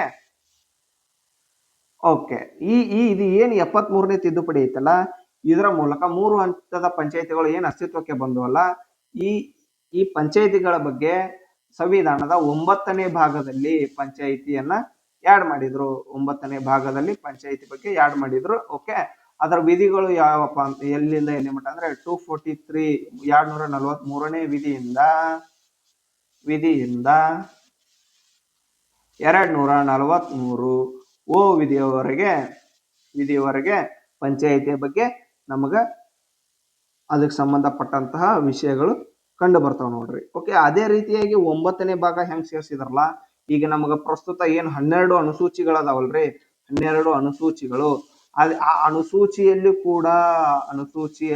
ಕೂಡ ಪಂಚಾಯಿತಿ ಬಗ್ಗೆ ಸೇರಿಸಿದ್ರು. ಎಷ್ಟನೇ ಅನುಸೂಚಿ ಪಂಚಾಯಿತಿ ಬಗ್ಗೆ ಹೇಳ್ತದ ಅಂದ್ರೆ 11ನೇ ಅನುಸೂಚಿ. ಈ ಅನುಸೂಚಿ ಅಂತಂದ್ರೆ ಏನಪ್ಪಾ ಅಂತಂತಂದ್ರೆ ಈಗ ನೋಡ್ರಿ, ಈ ಸಂವಿಧಾನದ ವಿಧಿಗಳು ಏನ್ ಕಂಡು ಬರ್ತಾವಲ್ಲ, ಈ ವಿಧಿ ಒಳಗಡೆನು ಹೇಳಲಾರದಂತಹ ವಿಷಯಗಳು ಅನುಸೂಚಿಯಲ್ಲಿ ಕಂಡು ಬರ್ತದ. ಓಕೆ ಅನುಸೂಚಿಯಲ್ಲಿ ಪಂಚಾಯಿತಿ ಬಗ್ಗೆ ಎಷ್ಟು ವಿಷಯಗಳನ್ನ ಒಳಗೊಂಡೈತಿ ಅಂತಂದ್ರೆ 29 ವಿಷಯಗಳನ್ನ ಅನುಸೂಚಿಯಲ್ಲಿ ಒಳಗೊಂಡೈತಿ. ಪಂಚಾಯಿತಿಯ ಬಗ್ಗೆ ವಿಷಯಗಳನ್ನ ಒಳಗೊಂಡೈತಿ ಅಂತ ನೀವು ನೋಡಬಹುದು. ಓಕೆ ಇನ್ನುಳಿದಂತಹ ಪ್ರಶ್ನೆಗಳನ್ನ ನಾವು ಮುಂದಿನ ತರಗತಿಯಲ್ಲಿ ನೋಡ್ಕೊಳ್ಳೋಣ. Okay thank you.